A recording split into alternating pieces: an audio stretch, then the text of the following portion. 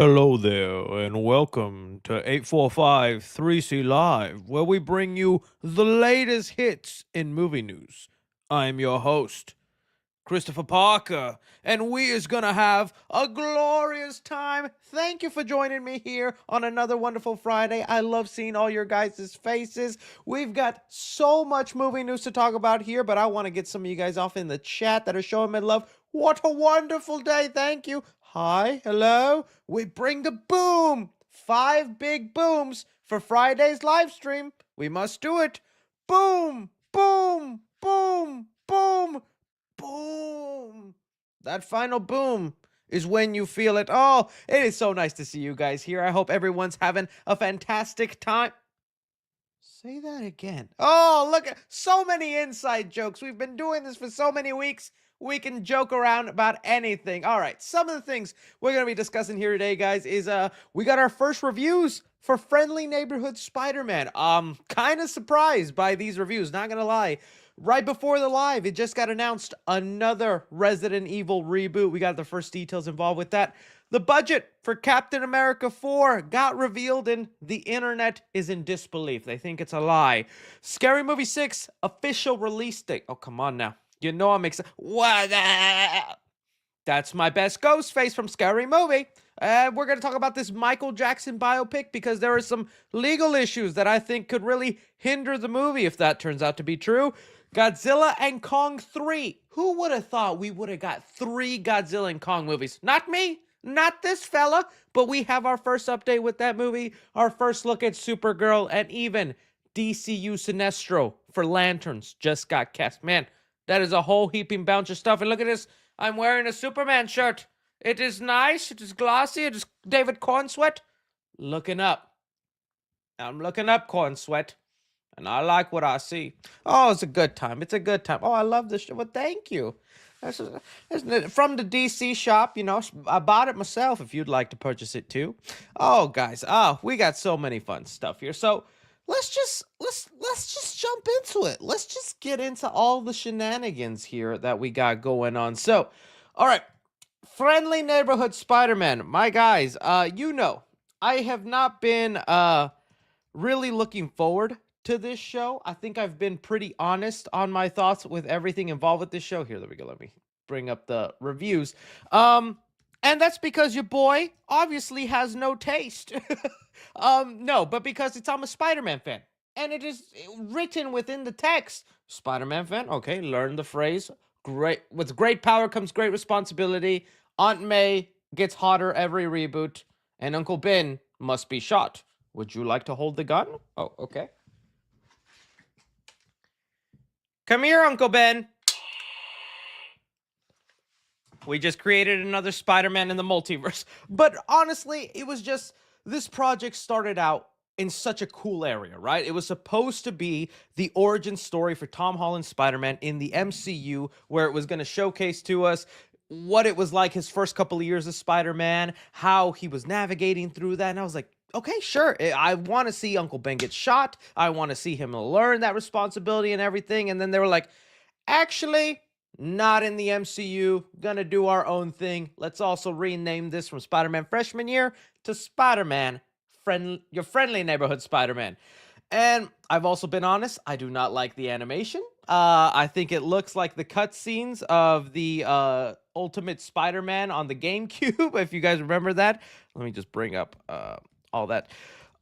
There was really very little I was getting excited about with this show, and like I said, it's just part of the Spider-Man being a hater. He even hated the idea of the origin story, because this spider comes from another universe. It like comes through a portal, and it like gets onto Peter, and then Doctor Strange is somehow involved, and I'm like, what are we doing, man? This is just, take this back. Bring me back season 3 of like Spectacular Spider-Man, or revive Spider-Man 97, was it 97? 98? And I was just being a hater. Well, looks like I was never a hater. I was actually always rooting for this show, and I always thought it was going to be amazing. And we're gonna pretend that's the history of my thoughts with this show. The first reviews are coming out really positive for this thing. So going through a couple of them, we have here from Zach Pope. Friendly Neighborhood Spider-Man swing past all my press release doubts, delivering one of the most compelling takes on the character yet. It feels like what if spin-off of MCU Spider-Man we adore, but also like the truest version, Kevin Feige's original vision for the webhead. Oh, that's like some strong words. And again, we're gonna continue on with some of these other reactions, trying to get onto some better ones. Friendly Neighborhood. Oh, geez, I should have had these lined up. Where are all the reactions, my friend? Okay, let me um, going on to another one. Finished all 10 episodes of Your Friendly Neighborhood Spider-Man, and after a slow start, it fully won me over. Stylish, Ditko-inspired remix of Spider-Man's past and present. By the end, I was genuinely impressed and eager for more. Works as a brilliant response to the criticism of MCU Spider-Man embracing his characters and world. Wisely taking notes from the PS5 games, it's what this character deserves from the get-go. Marvel animation stays winning.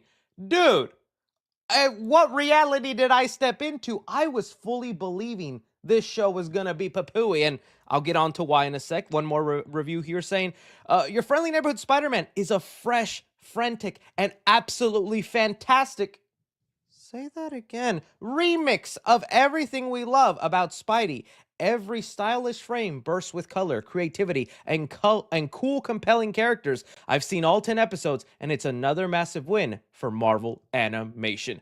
Oh, okay. I was not expecting this. I thought Marvel was actually really ashamed of this show, and I thought they were doing everything in their power to hide it, because I want to remind you, this show was announced 4 years ago.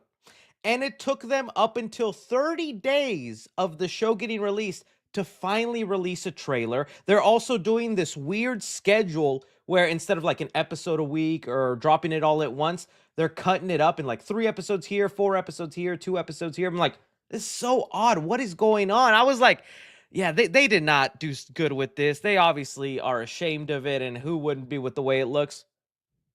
People are saying this Spider-Man is what MCU Spider-Man should have been. And I'm like, we still have our doubters. We still look at this. Look at the comments right now. Nah, they're glazing it. Are they? I don't know. A lot of the people that I've seen these reviews, they were like, they were honest about, I wasn't excited for this. I thought it looked dumb more than ever, but it ended up surprising me. Let's look up a couple another ones. So, I watched Your Friendly Neighborhood Spider-Man and loved it. The animation feels like classic Lee Ditko comics, and Hudson Thames is perfect as Spidey. I love the heartfelt, down-to-earth moments. He's really protecting the neighborhood. And I'll tell you also, because they dropped a little sneak peek just yesterday. I believe it's this one right here. And this is like probably the first piece of promotional material with this show that actually got me excited because of a couple of frames. And this was also before I started seeing all the little like early reactions and reviews, but the shots in the show, yeah, just like that alone as a Spider-Man fan hypes me up. Seeing Peter tinker on his own with his little web shooters, with his gadgets, it's just stuff I felt was so lacking in the MCU Tom Holland version. Like if you get me started talking about the things I'm so disappointed with on MCU Tom Holland's movies, you will see me go from someone that likes and enjoys Tom Holland to like the Green Goblin took over and is like, MJ and we're gonna have a hell of a time. Because I just, once I start nitpicking the things MCU Spider-Man has done, I really then start realizing I don't like it, and I've just tricked myself into liking it because I just don't want to be a hater. But sometimes it feels that way. And there's just shots like, again, saving the neighborhood, just being a teenager, roaming the streets, walking around, stuff like that. Also, there's like some shots of his classic superheroes, like Scorpion. Dude, we're about to actually get Scorpion in this animated show when Scorpion was teased in Homecoming. What, 10, 7, 8 years ago? Even this shot of Dr. Octopus, I'm like, and you got Charlie Cox voicing Daredevil, and they're gonna have an interaction. I'm like, all right, let's see how it goes. I'm trying to find that one shot that was all over the internet where I was like, okay, that kind of won me over. Then let's see if it pops up right there. Dang. That's pretty fire. All the bad animation aside and everything, that right there. Okay, I'm watching it. So I've actually always been looking forward to this, guys. I knew it was going to be great because everything Spider-Man is great. And y'all who were hating and doubting the show, shame on you. Besides, get Uncle Ben treatment right here. Another Spider-Man was just created. So I don't know. It's honestly been so interesting, and this is the best outcome. I really did not want to come on here, watch a show on Spider-Man, and then rant about how much I dislike it. The fact that this thing is actually being enjoyed and people thinks it's really good. Well, now I'm just pumped to see how it goes and what comes out of it. And they're saying, like, again, this is probably what Kevin Feige actually wanted to do with Spider-Man in the MCU. And in fact, let's look at the release schedule. I believe here it goes. So you could kind of see, and there's even references, like the first episode is called Amazing Fantasy, reference to the first appearance of Spider-Man. Even the final episode, If This Be My Destiny, yeah, that's one of the iconic covers of Spider-Man holding up things, and I think they recreated it in Homecoming. But yeah, this is cool. So January 29th, 2 episodes, then February 5th, 3 episodes, 3 episodes on the 12th, and then 2 episodes on the 19th. I've gotten in the habit now with all these Disney Plus shows. I don't even cover them week to week. If this thing really is as good as they say, well, expect week to week videos as we break this down, get excited, and get all into it. I'm excited now. I really was not looking forward to this. I thought it was going to be kind of lame. I should have reached out for a screener because I see all my peeps did it, and I could have seen all 10 episodes by now and tell you for myself if this is real. But all right, Amazing Spider-Man actually getting your friendly neighborhood Spider-Man is actually getting good reviews after all the negative buzz it's been getting. Do you believe it? Do you think people are exaggerating? Does this change your mind on wanting to see the show? I'm going to want to hear your guys' thoughts on that. Okay, let's move on now, talking about some Resident Evil. Resident Evil, man, this franchise just does not want to die. And I'm pretty sure it's probably because there's probably some sort of legal thing, just like with Spider-Man that Sony has, where they must make a Resident Evil movie every 4 or 5 years, or else they lose the rights. Because, again, look at the amount of Resident Evil movies they got. And well, this franchise not long ago did just have a reboot. What was the recent one? Let's see, Resident Evil 2000. What was it? 20? It was in 21? How long ago was it? They tried rebooting it. I remember watching it, having high hopes that maybe it could be good and that they were gonna. People hated the cast, but they were trying to make it faithful to the games and all that, and it was just a letdown. It was just disappointing. I don't think it was awful, but it was just kind of eh. Well, we're going to be attempting one more time, my friends. And this time, I actually got way more hope than before. The main reason being is Barbarian director Zach Kreger is officially set to direct a new Resident Evil movie. Will be more horror focused and more faithful to the initial games. 4 studios are bidding for the film, including Warner Brothers and Netflix. So that's another funny thing about it. That final line about the bidding war, Sony, because I guess they own the rights, they've given up on trying to make the movie. They're still going to produce the film, but they're just done trying to creatively be involved, and they're allowing maybe another studio to get a piece of the pie and get things going because they're like, hey, we obviously don't know what we're doing. Here you go, buddy. But as someone who isn't that well versed in Resident Evil, I think I played like 1 game. Sorry, guys, to disappoint you. But hearing Zach Kreger as the director for this, writer and director, okay, buddy. All right, you got me. And reason being is, I know there's some people that don't like Barbarian. Dude, I thought that movie was awesome. I really liked it. I thought how it subverted my expectations and what I was thinking. I thought it was a good balance, also a funny, horrifying, sick. Music was good, well directed, and he's coming out with another movie I'm very excited about called Companion. That's starring Jack Quaid and Sophie Thatcher. Really cool looking movie. I already got my tickets and everything for it. But this also has really great reviews, and people who have seen it said it's really good. And yeah, 90% see on Rotten Tomatoes already out of 41 reviews. So that's a pretty high score. This is your best bet right now, Resident Evil fans. If you are hoping that they can bring this franchise back and do it more faithful to what you like in the games, I think Zach Kreger is going to be your best bet on that. Again, it'll be about the budget and how far they take it. I wouldn't be surprised if Netflix bids all in. that might honestly be also your best bet because Netflix will then make this a $300 million movie and they won't care about box office in return, just as long as people are watching it on their streaming service. Warner Brothers, I don't know. With their money game recently, I don't even know if they'll probably make it low budget.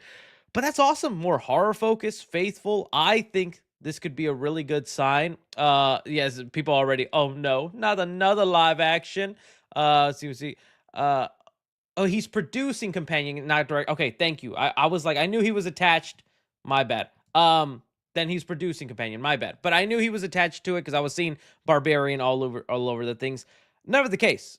The work I've seen him do, I'm like, yeah, this could be fun. I feel he's got it in his chops. So, hey, we'll see what happens. What ends up happening. But I think a lot of people have lost their faith, and I think there's honestly so many more people that would just rather see the was it Uma Thurman? Who was it? Who was the actress in the Resident Evil movies?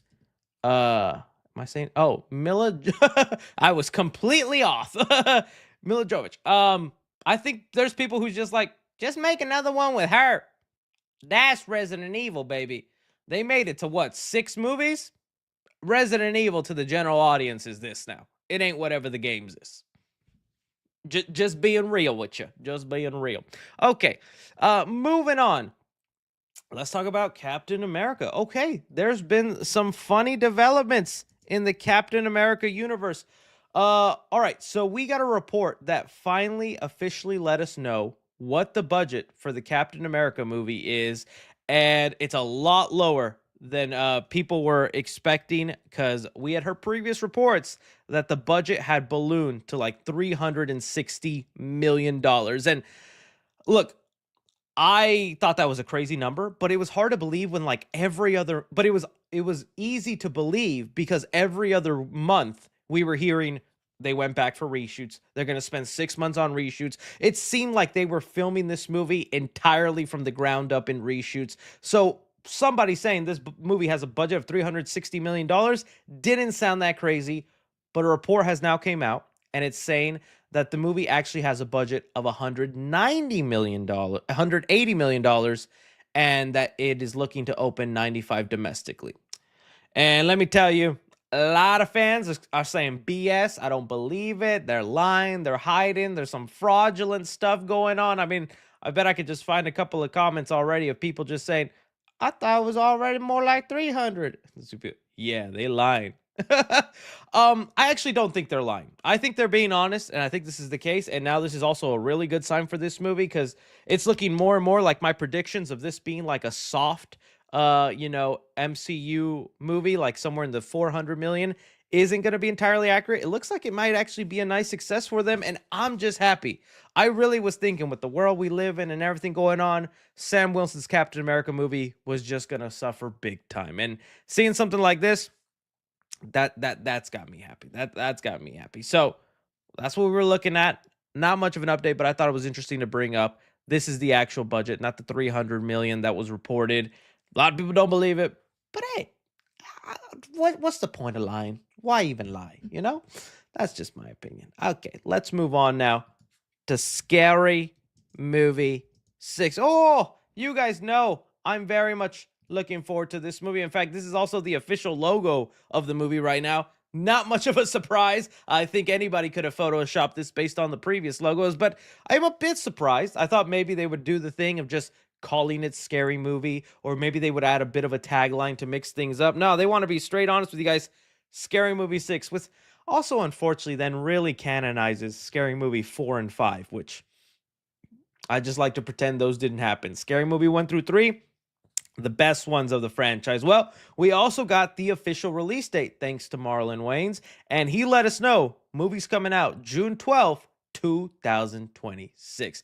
I think this is also a really good sign. There were some people that thought this movie would be releasing this year. If it came out this year, to me, that would have been a bad sign because that would have screamed rush production, get it filmed, which I don't think these movies takes very long to make. They are made on low budget, and it's just more the comedy and the charm of them. That kind of date screams confidence, screams time, and I am excited for whatever they have coming up with this because, I mean, horror has just been thriving and going crazy. ever since the last Scary Movie, and there's a plethora of films that they can choose from, and I can only imagine how funny this will be or how insanely disappointing and dumb the movie will turn out to be, because that's a real possibility. We're happy that the Wayne Bros are back and all that, but we also live in a time where comedy has to unfortunately be a little censored sometimes, or they can't make the jokes they want to. It'd be nice if they push the envelope and do some of the crazy stuff from the original movies, but I'm not going to hold out. My main thing is just be clever.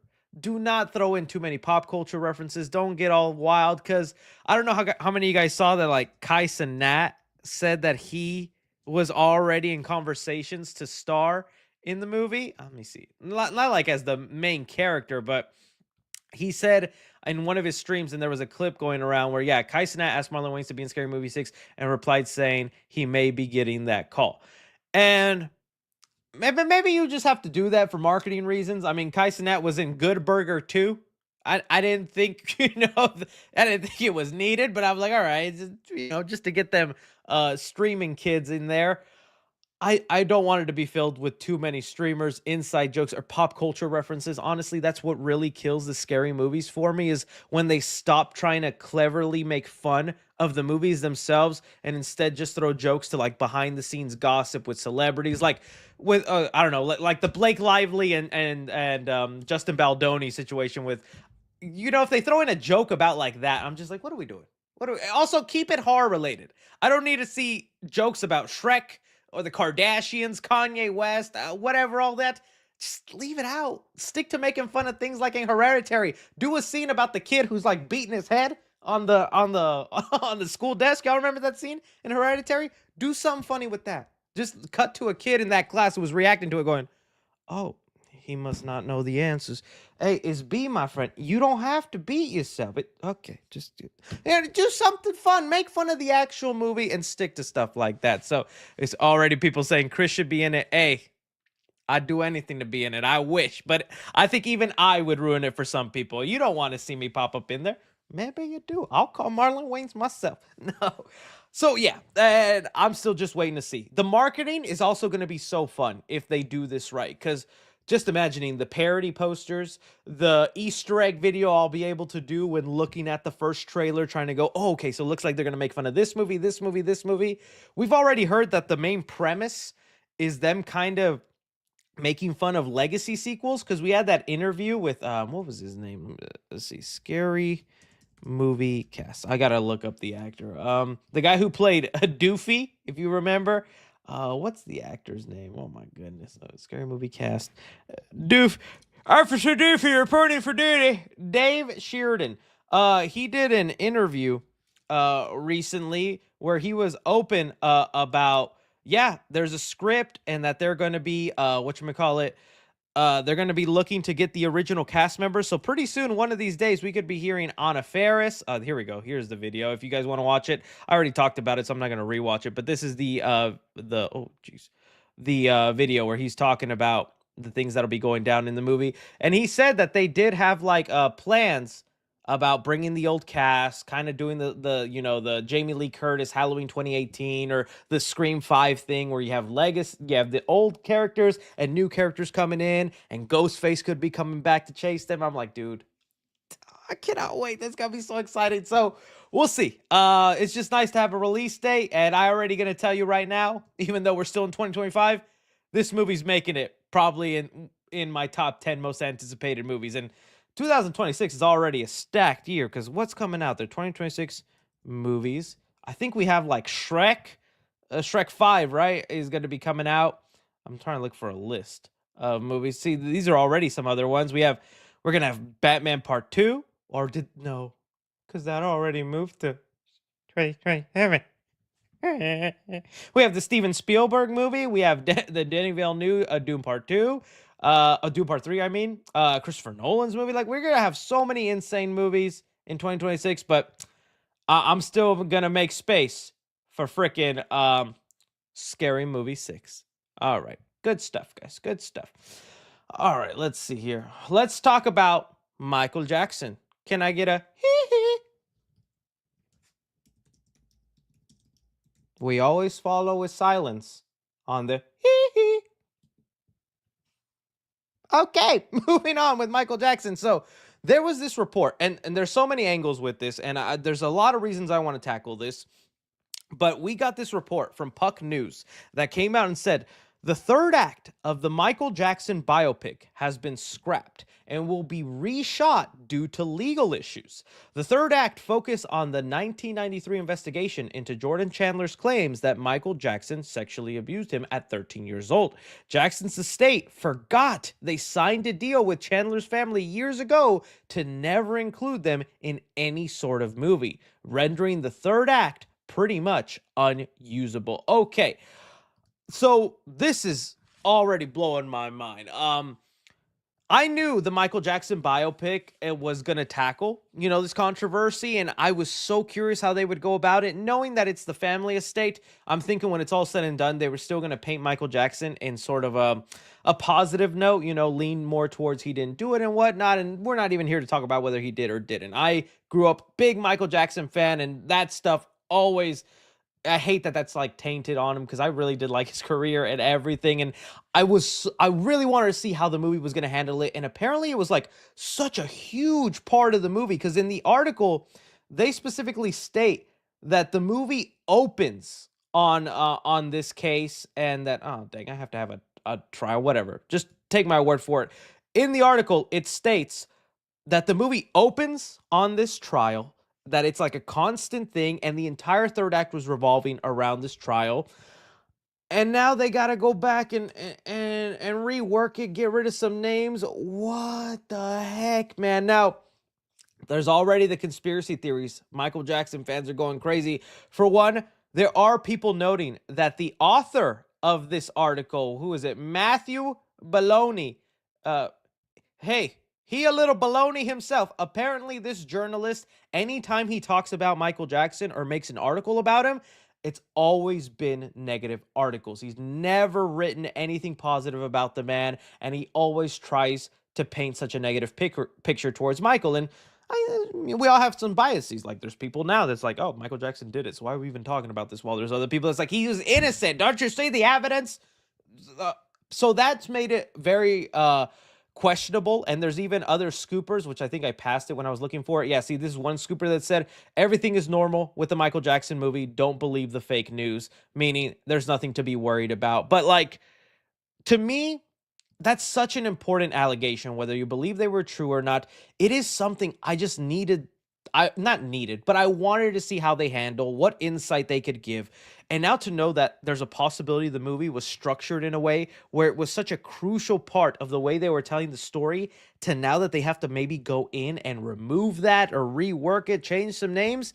Well, now I'm worried about how this movie's going to feel, whether it's going to be a good or bad movie. Because like I said, this is one of the biggest biopics of our time. We just talked about that monkey movie, the Robbie Williams movie, The Better Man, that crashed and burned. No, this is going to be the opposite of Better Man. This movie is, whether good or bad, going to make cash loads of money because of the reach Michael Jackson had. It would be nice, a movie that big, to be good. And to get to a point maybe where they have to rework that much, that makes me kind of sad and wonder if the movie's then not going to be as great as I hoped. Or there's also other conspiracy theories of people saying that's like, oh, we faced a legal issue. I guess now we can't talk about the allegations, so we'll only talk about the good stuff Michael Jackson did. And I'm like, oh, no, they kind of finessed the system there. That's a little brilliant if that's what they were planning. So it's wild. I think they still have to address it. They have to talk about it. Maybe it'll be in a way where they just can't mention the little boy by name or that family. And I always like thinking like some people, because I was reading some replies where they're like, can't they just name the family something else and change a couple of details for if it's a film? Like, wouldn't that work? But I guess that would still open them up for legal issues and to get sued. And like I said, this movie's going to make a lot of money. If you give any little leeway for that movie, that family to sue, oh, you's going to lose a big chunk of it. So I'll see. We'll see what happens, but it's going to be a little sucky if that part of Michael Jackson's life just gets kind of glanced over, or they can't really focus on it because of this legal issue, because then it's really going to look like they were just hiding it and pretending it didn't happen. And it's part of his life. It's something that, some say either tainted or continued his legacy. I want to see how it's handled and tackled. Now, this makes me fearful for the movie. And also, people bring up then if they have to shoot the entire final act of the movie, this thing could get delayed and might not even release this year then because they have to now rewrite the script. And remember, they also had the beginning of the movie hinge on this third act this way. Could there be some parts now at the beginning they got to refilm? Oh, man, this is a mess. And I would not like to be the director Anton Fuqua who has to deal with all that. That lawyer is never seen another script to rework or whatnot, because how do you mess that up? But hey, maybe the scoopers are right where they were saying fake news, nothing wrong. This journalist is just trying to, turn his bias into his profession and saying, yeah, this movie sucks, guys. Come on, you're not gonna watch this. So we'll see. But you guys, let me know, man, what you think about this. Whether you think this will affect the quality of the movie, what's something they're just gonna ride over and not really address. I'm curious to see what you guys say. Okay, now let's talk about some Godzilla and Kongy. Okay, so we know Godzilla and Kong is getting a third movie. I'm still shocked about all that, and we are starting to get our first piece of detail and reports on the movie. So first off, it got reported that Caitlin Dever, hopefully I'm pronouncing her name right, has been cast in the Godzilla sequel that is releasing March 26, 2027, a week away from Sonic 4. Gonna be some craziness involved with that. Well, along with that, they also had like a little bit of just small little hints to like what the movie is going to be focusing on or coming to, and we're going to speculate on that here, saying Godzilla and Kong will both be central characters in the next MonsterVerse film. Kind of obvious. According to insiders, Legendary is also seeking to build on its human characters. So anybody hoping that this franchise was going to learn from like the Sonic movies and really push aside the humans, they're still going to be trying to balance them out. And again, I have no problem with the human characters having a part in there. It's just when they're not interesting or they're not that fun or their storylines feel so forced into trying to help these giant monsters fight off whatever enemy they got. It just doesn't always seem to pan out for me. And I thought there was so many spots in this Godzilla and Kong movie where you could lay the whole movie on Kong's shoulders and he'd do a fine enough job. There was long periods of silence and Kong's facial expressions were carrying the movie. And those hairy cheeks also in IMAX.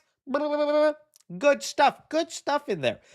Okay, now we got to talk about who we think the villain is going to be and what's going to be going down in it. The biggest thing is because we know the previous director isn't coming back. They've got a new one, so the tone is looking to shift, whether it goes to being more serious like the Garth Edwards starting the Godzilla, where it leans more into the cartoony and keeps going wild, which I know some people don't like that. I know some people don't like the zany cartooniness, but I think if we're getting to the point with some of the villains people are suggesting, whether Biolante or Space Godzilla or Destroya, something like that, you have to go. You have to go cartoony then. You can't do that seriously of an alien Godzilla from the sky.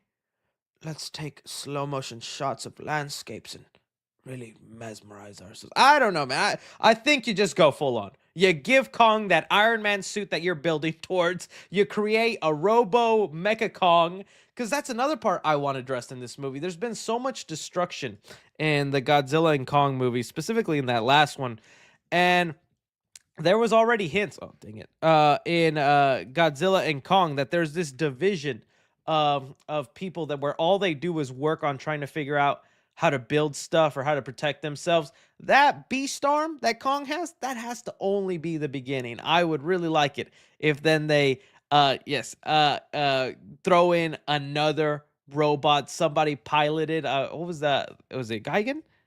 I think people were suggesting, yes. That would be awesome. They could throw in there. He's a cyborg kaiju. What was the other one that everybody wanted Dan Stevens to play? What was it? Yeah, Jet Jaguar. There we go. Dude, throwing in a Jet Jaguar would be awesome. Just to have the mech suit and all that, and seeing him team up with Kong. That's what you got to do. That the humans have to step in and do a thing where they can maybe push the fight to an open area, a landscape. It'd be so funny to see Kong, Godzilla fight whatever monster they're fighting, and Jaguar, whoever's in the mech suit, just like making sure this building doesn't fall. Let me save this bridge. Let me just clean up this destruction. I think that could be fun. That could be awesome. So we'll have to wait and see. I think I'm just happy this movie's happening. It's moving forward. It's not just going to get delayed or put on pause. Hopefully, when they release the Kong Burger, it can come into America because I'm not trying to make another trip to Mexico just to have some black buns in my mouth. Come on, man. Black buns in my room. Let me know what you think of Godzilla and Kong 3, what you want to happen, what you think Caitlin Dever's role is going to be. I'm curious to hear from you. Okay, let's move on. DC, man. We got some updates with DC. Earlier this week, we got our first look at Supergirl. Okay, this was kind of nice. So, James Gunn took to social media to give us our first look of the movie, behind the scenes look, where he says, "Thrilled to see Camera's role at Warner Brothers Studio Leavesden on Supergirl, with Craig Gillespie at the helm and phenomenal Millie Alcock as our Kara Zor-El. Craig brings an incredible sensibility to the story, and Millie is every inch the unique Supergirl envisioned by Tom King."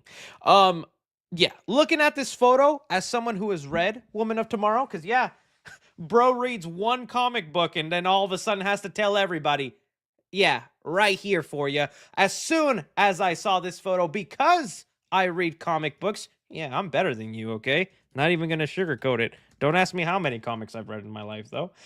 But I immediately knew this had to have be the bar scene that happens on this ship that's carrying Supergirl and this girl who she's trying to help avenge uh her family. And I was like, dude, they're getting the colors down right, because again, look at this color palette in terms of the ship, the bar, whether it's the lighting below, lighting above, it's that blue and kind of orangey glow, right? And now if we go to the actual photo, which let me get a better one, that what we got, that blue and orangey glow, this bar here, I love it, man. That's one thing I liked. The Tom King comic is so colorful and vibrant, and you really need to showcase that in the movie, and it looks like they're going to do just that. I think people are going to be surprised who have not read Supergirl, and they're just expecting a Superman like movie where she's just in a skirt flying across the city. Gotta get my Louis Vuitton and beat up the bad guys. Not gonna be it, boy. This girl is depressed, on the edge of suicide, drinking, traveling to planets just to feel a little pain. She's everything your mama wants for you, baby.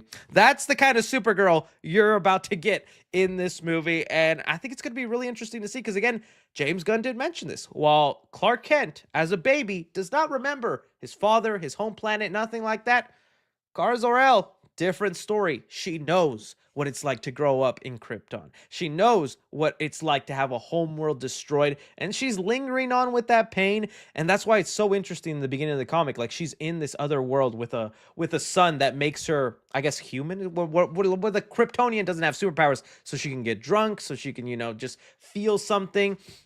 And it's just such an interesting take on the character to see her that way. Now, we also have to talk about this change in symbol, because I was not expecting the symbol to get changed, although I should have expected it. I thought they would just, do a version of this, but with the David Corn Sweat symbol that we have, the red and gold, that I think looks really nice.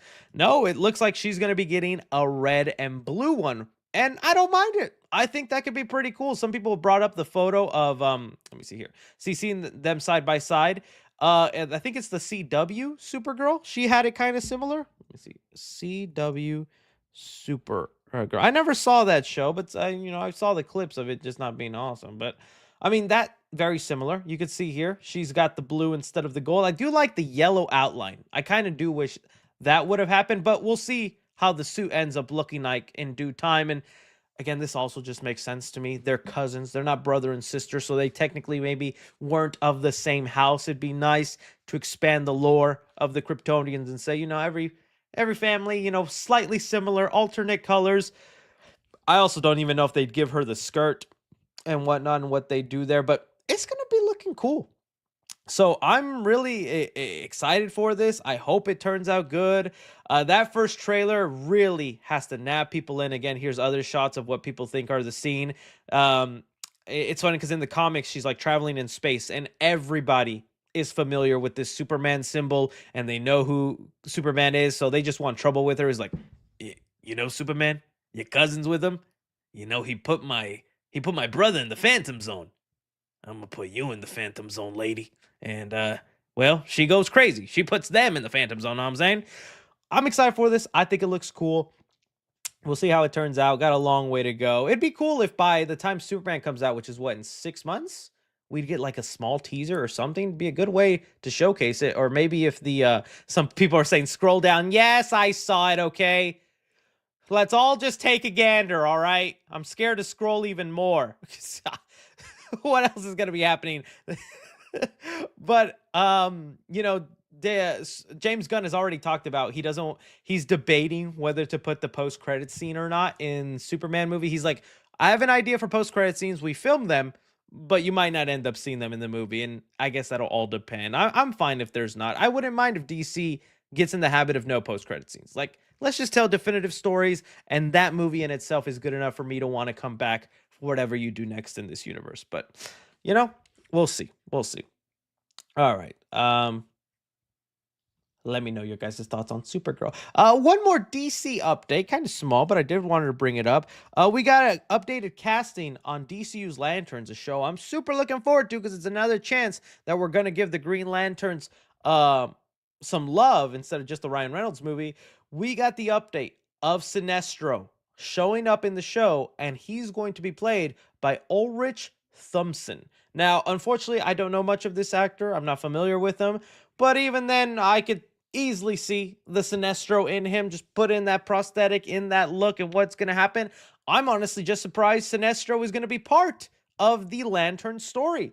You know, a lot of people are complaining how the show is set in like a Midwestern town, kind of like farmland, and it's going to take inspiration from shows like True Detective, and they're trying to solve a mystery, and people were like, really? The space cops who defend the galaxies and fly around, and there's lanterns all over the world, the universe, and we're gonna solve a mystery in a farmland?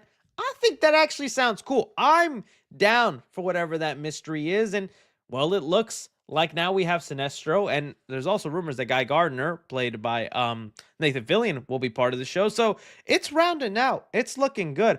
I'm still curious how much of this show is going to impact the overall DCU, because lately with the projects they've been announcing, whether it's Sergeant Rock, you know, or the Clayface movie, it seems like James Gunn is abandoning the idea of like a linear story to tell, kind of the way the MCU has projects that lead to a project that lead to a project that lead to a team-up movie that lead to another phase. James Gunn's universe is much more of like an open circle, and there's just a random movie followed by random movie, and sometimes things connect, but not everything, right?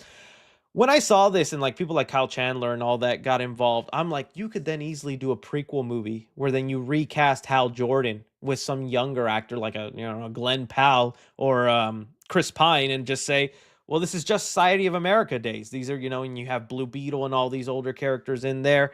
Because even in the article, it already mentions that like Sinestro has already been like a villain and hates him. Here we go. The description of him for the show. Ruthless yet undeniably charming, Sinestro is a former Green Lantern who turned rogue. Sinestro's manipulative nature drives his enduring obsession with his former mentee, Hal Jordan. Now, it could be that the article was just using this description as the way Sinestro is in the comics as like a general idea for people reading the article. But I'm thinking that's probably the description that they're using for the show. So Sinestro has gone through his origin. He's gone through his thing. So we're going to see him prime. And the better, man. We're getting Hal Jordan pretty aged up. If he's only meeting Sinestro now and we're going to go through all that, nah, I don't think so. So it'll be interesting. I'll see how it pans out. I'm excited for it. I'm looking forward to it. This better be the thing that redeems the Green Lanterns, man, because if we fail on this Green Lantern project, we really not seeing the Lanterns for a long time, and we still don't even know how long we got to wait for the next Flash project because of what's happened with that movie. So you guys let me know your thoughts with the Lantern show.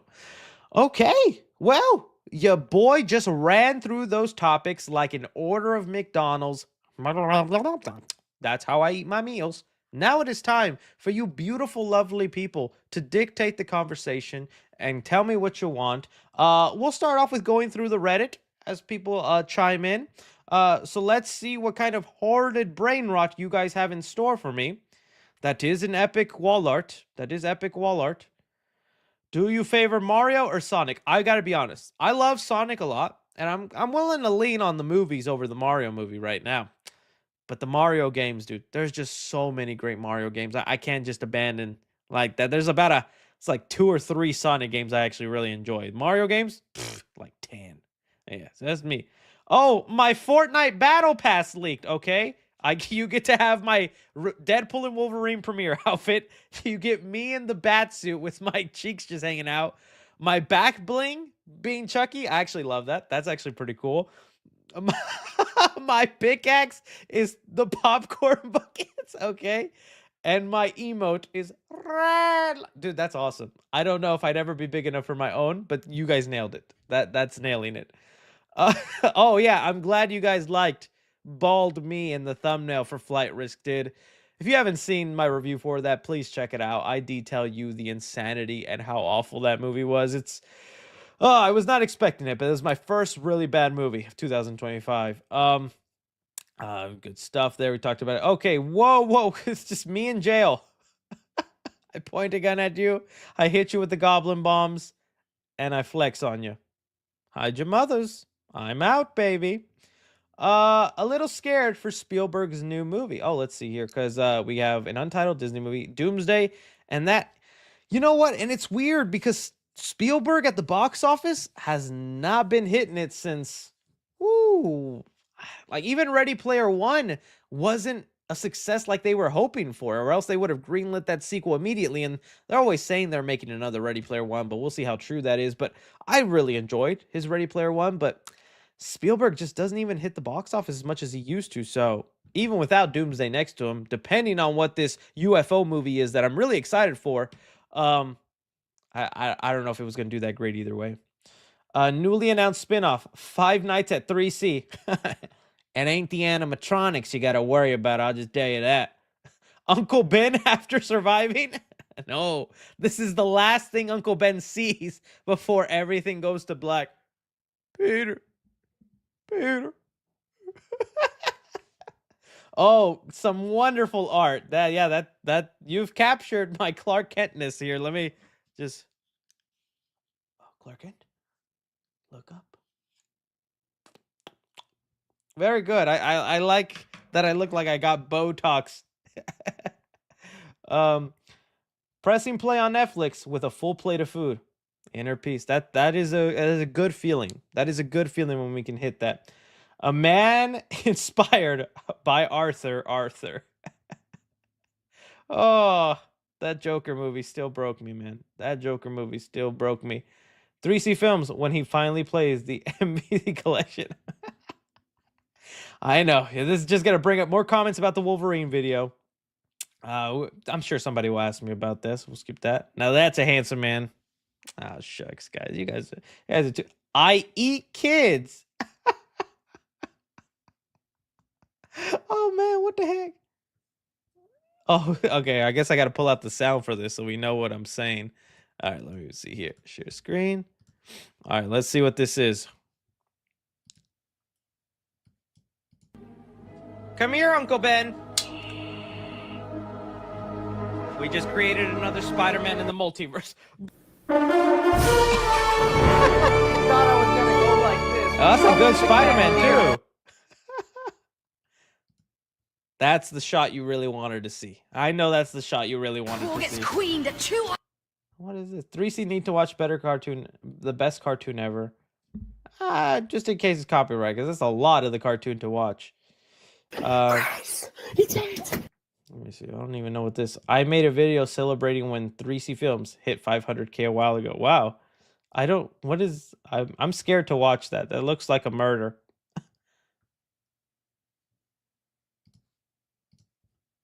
Let's see this. Come here, Uncle Ben. Peter Parker watching the 3C live stream. Why would he remind me of that? Me when I hear Scary Movie 6 updates. Oh, you're welcome, buddy. You're welcome. I'm more. Come here, Uncle Ben. Call an ambulance! Dude, Andrew had me crying in that movie. Oh, Uncle Ben, help! I didn't get my chocolate milk. That was good. Oh, yes. Me with all my popcorn buckets. Good times, good times. Oh, some fan art. I always love fan art. I don't think I get enough fan art, and this is a good place to showcase it if you want it on stream, right here on the Reddit. Preferably posted on Fridays right before we go live. But this is Hood 3C with a zip up. Honestly, I don't even know what I'm looking at, but I love it. I want to thank you. Give me a bucket. Oh, God. Somebody better listen to that, man. Good stuff. Good stuff. Okay. Uh, I never did use that weight set. I sold it for half of what I bought it for. These are things you go through in life. You lie to yourself and you tell yourself things, and yeah, I'm gonna use it. Yeah, I'm gonna be in here. You're not. So take it from me and learn from my mistakes. I am willing to admit it. Are you willing to admit it? There you go. I just let you know. All right, let's get into some of these questions. Bros the Crimson shit. Thanks. Thanks, whoever just said that. Okay. All right, let's get into some of these super chatty chats. You guys have been going off, and I appreciate that. Okay. Hi, Chris. Fun fact. The Godzilla vs. Kong trailer came out 4 years ago today. Dang. Also, day 152 of asking you to bring back reading negative reviews on movies I love. You know what? January is a pretty dead time. Might be time, and I might be just saying that to give you hope. I don't know. Bad Guy short film with Dogman. I actually watch Dogman tomorrow in the morning. They have a Saturday screening. I got invited, so I'm gonna be seeing a man get fused with a dog head and act like that's not insane for a kids movie. They just murdered 2 people and created one. What are we teaching the children? That still blew my mind when I found out the origin of Dogman. Favorite Spider-Man cartoon? Mine's a Spectacular. I might have to agree with you. I know I get a lot of pushback, but dude, I like Spectacular Spider-Man a lot. Even that theme song. But you know, I did also grow up on the 90s Spider-Man, but I have not rewatched that in such a long time. But when I do think about a lot of the memorable moments and things on that show, I did like how mature it was. So I'd still go with Spectacular Spider-Man. Hey 3C, any plan to check out Presents? I'm planning on going to see it this weekend. You know what? I was so close to watching it yesterday, but then on our way to the theater, I feel bad because I drag my lady to see all these experimental movies, and sometimes I'll enjoy them or I'll get something out of them, and then other times I just forced her to watch something that, and I still like the idea of the movie and I want to check it out and I might do a review for it. But I was like, you know what? Let me just give her something she'll probably enjoy and be entertained with. I chose wrong. I watched Flight Risk and I was like, I should have watched Presents, man. I so regret now watching Presents yesterday. Have you seen Severance? It's truly amazing, Chris. I have seen Severance. I watched it when it first came out, so I had to endure the 3-year gap or 2-year, whatever it's been, of not knowing, and I'm on season 2 now, and I love it. If you guys have not checked out Severance, highly recommend it to you. I tried to explain the premise of the show, but I'll just end up sounding dumb. Just watch it. You'll thank me later on Apple TV. All right. Do you think indie animation will be mainstream? It's hard to say because I'm even one to argue animation itself sometimes isn't even mainstream. We saw it with Transformers 1, one of the biggest franchises of our time, and people did not care to go see that in the theater. So we'll see. I mean, there's always a time and place, and there'll always be a growing fan base, but as long as you make something good, the people will find it. Chris is back again. Say he's back. He's back. Tell your friends. Oh, good stuff. Any updates on Harry Potter series coming to Max? I did see there was an update. Sorry to flash back to me in a bat suit with a treadmill. I think there was an update on the Harry Potter series. Let me see here. I think one of the creators was talking about it sounds awesome. Let's see here. Fans divided. There was something. I the reason I'm not too into it is because I'm just don't know. I'm such a casual Harry Potter guy. I like the movies, but I am not ingrained enough in the lore and the characters to know. I'm just still so whatchamacallit, surprised that they're moving forward with it. But the director of the Harry, Christopher Columbus, said he thinks it's great. He's heard really good things about it. The fact that they have the leisure of multiple episodes for each book, I think that's fantastic. You can get a lot of stuff in the series that we didn't have the potential to do. All these great scenes that we just couldn't put in the film. I look forward to seeing what they're trying to do with it. I think it's great. Yeah, all that. I honestly am just gonna be more into it once I find out who are the kids that are gonna be coming. Harry, Ron, and Hermione. The style, how much different it's gonna look from the movies, because that they already built theme parks. They have a castle, and in different locations. You've already ingrained that look into Harry Potter fans. To reboot it this early, how much more different you gonna make Hogwarts? How much of a reboot is this thing really? You know what I mean? That's kind of what I'm interested to see. Somebody better call Google Maps. Got to keep the tradition going. I appreciate you, Nick Figures. All right, let's see here. Hey, Chris, did you see they are reshooting parts of the Michael Jackson biopic? Also, Better Man was amazing. Give it a chance, or else I'll come for. Are you Mark Wahlberg from Flight Risk? Because all he wanted to do was come after them cheeks too.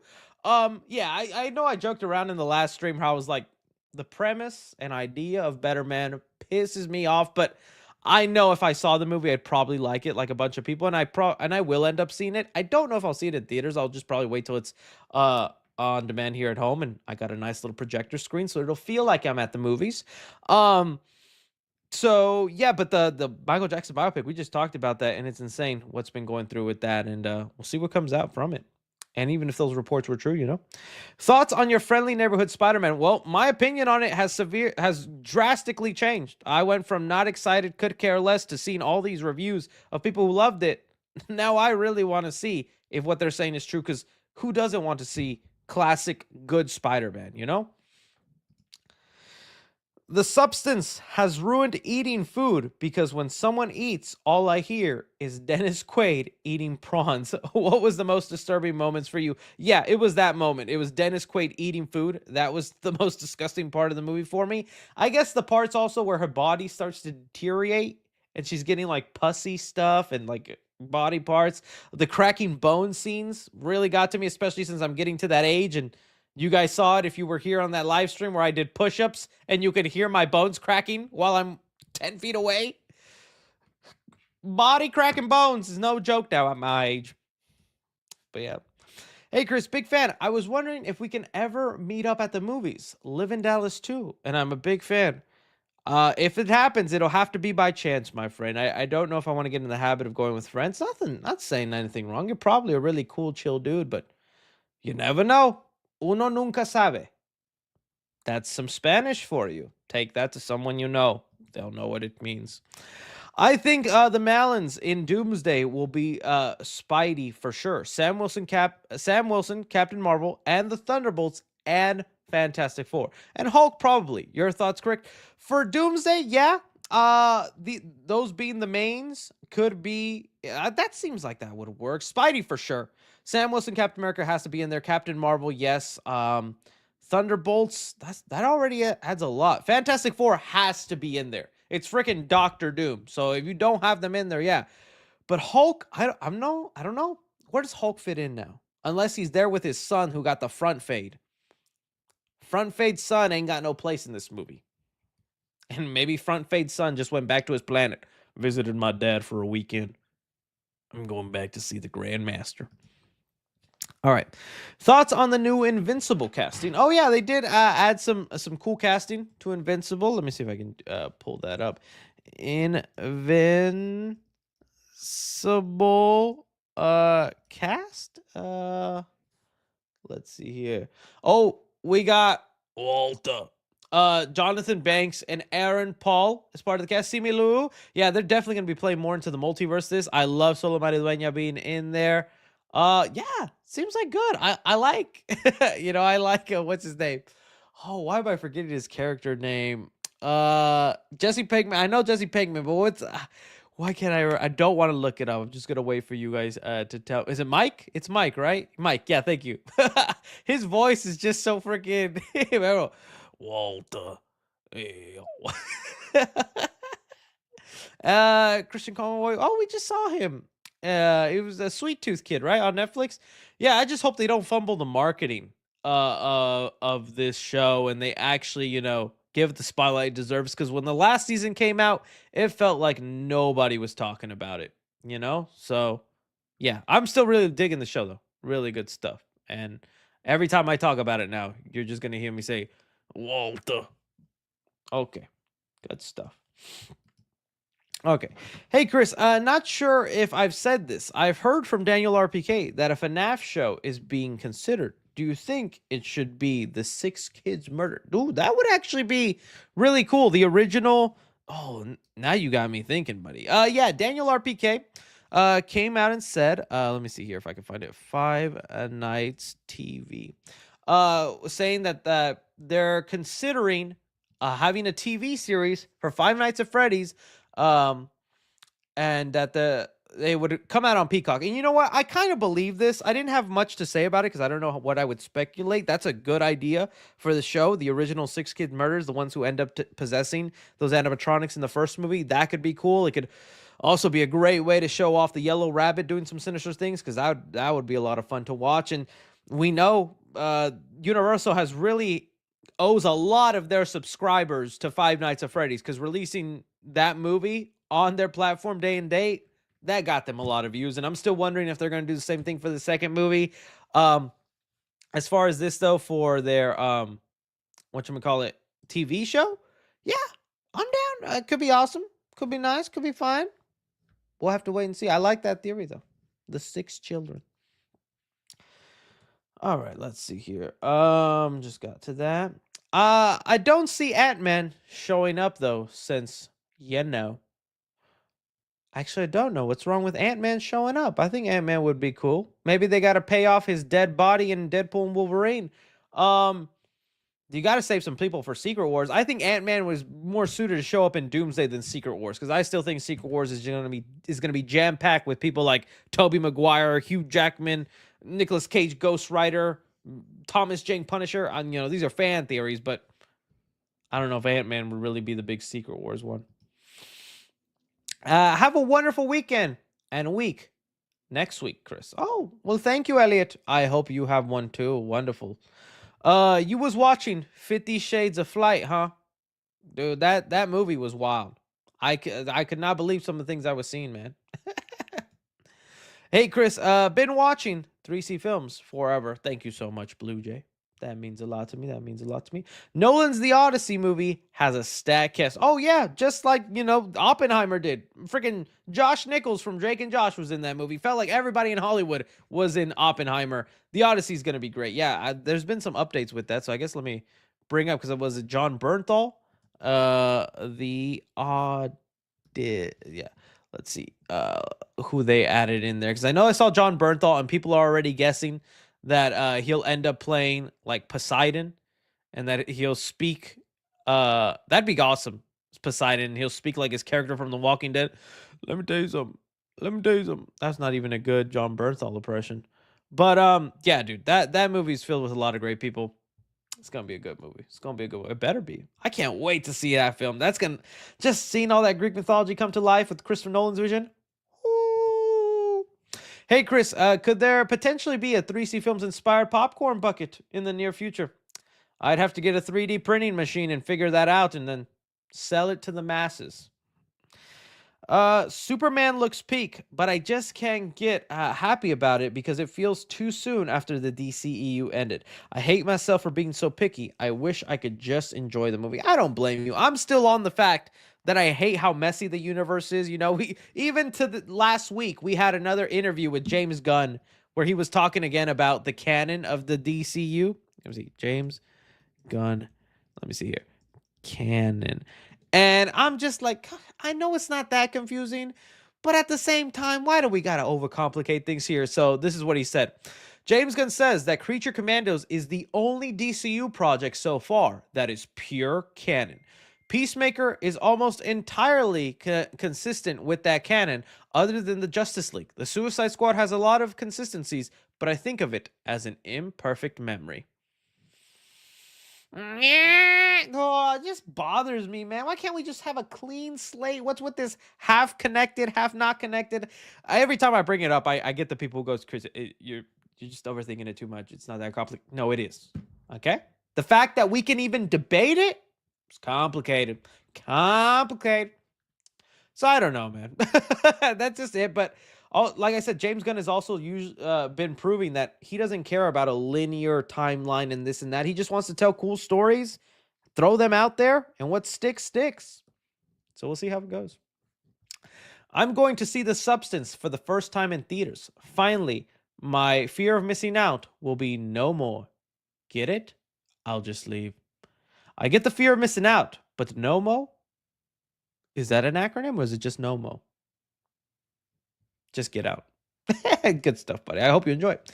The Henry Danger movie was pretty good, but Jance Norman's actings make me think he wants to be done with the franchise. I wonder if Nickelodeon will let him or if they'll keep babying it. I'm assuming that because I don't know what that emoji is. I'm going to tell you right now, son. That's how I know I hit Unk status. That right there, reading this super chat, gave me gray hairs. A wrinkle formed in my eye. You just made me feel old. Henry Danger is unfortunately one of those Nickelodeon shows that is just was not watching it. It was not my time. I was out there working my job, trying to pay my car bills, pay my way through college. I didn't have time to sit down and watch Mr. Henry be Danger. I hope you did, though. So, yeah. Milking it. Okay, people said milking it, bro. Sorry, man. To me, it looked like a baby bottle. So I saw babying it, milking it. That's me when I milk it. Have you ever had a paranormal experience, seen a ghost, or personal scary stories to tell? Lore. I wish, maybe that isn't something I should wish, but I'm someone that does believe in ghosts. Possible, demonic, crazy stuff. But I'm also the right amount of skeptical where I'm just like, it ain't real, is it? As much as I want to believe it, it ain't happening. I wish it would happen, but maybe I don't wish it would happen. You know what I'm saying? So no, I've never experienced it, but there's always been a part of me that wants to, or just see what it's like. I've only had like real life dangerous situations, but even then, not even that much. I wish there was something scary I could tell, but no. Not me, man. Not me. Any news on Spider-Man 4? I think the last update I saw that I'm like, is this even worth bringing up until we get something more concrete? Scooper, My Time to Shine Hello, reported that they finally have found their female lead and their main villain. Who they are? Nobody knows. So I was like, it's not even worth bringing up. But that's apparently what's happening is they know who their female lead is and they know who their villain is. I would like it to be grounded, but I don't think it is. It's going to be multiverse, and as long as it's cool and it's a nice story, fine. It looks like Friendly Neighborhood Spider-Man is going to give me that grounded Spider-Man I've been wanting, so might as well just get excited for that. Hi, Chris, a big fan. Are you excited for Superman? And what's your most anticipated TV show of this year? Super excited for Superman, man. It's like my most anticipated of this year. If this movie is bad or just okay, because there's a chance it could just be okay, that'll be a major disappointment for me. I need this movie to be amazing, which I'm already setting myself up for unrealistic expectations. But most anticipated TV show. You know what I Googled the other day? I don't know if I'd say it's my most anticipated, but because I like Severance right now for sure. But I still love the show Poker Face. If you guys have not seen this, it's on Peacock. It's written by Ryan Johnson. And it's like a mystery. Every episode is a different mystery. And it's a cool show. I like it. Season 2, I think it's supposed to be coming out this year. A lot of cool guest stars in it. I had fun with that show. Every episode I was on the edge of my seat. Cool mysteries, cool twists. So I just want that to come back. Ted 2 also just wrapped up. I saw a thing. I don't know if it'll come out this year though, but Ted 2 just finished filming its season 2. That show ended up surprising me also. I thought it was going to be dumb, but really funny show. So that too. All right. More than ever, we need a stream after this week. Well, hey, I'm here to provide it for you, fam. I'm here to provide it for you. Hey, Chris, this is my first super chat. Well, thank you, Joe Farella. You deserve it. What are some movies you wish you could rewatch for the first time? Ooh, that's a great question. Back to the Future, that entire trilogy. I wish I could see for the first time again.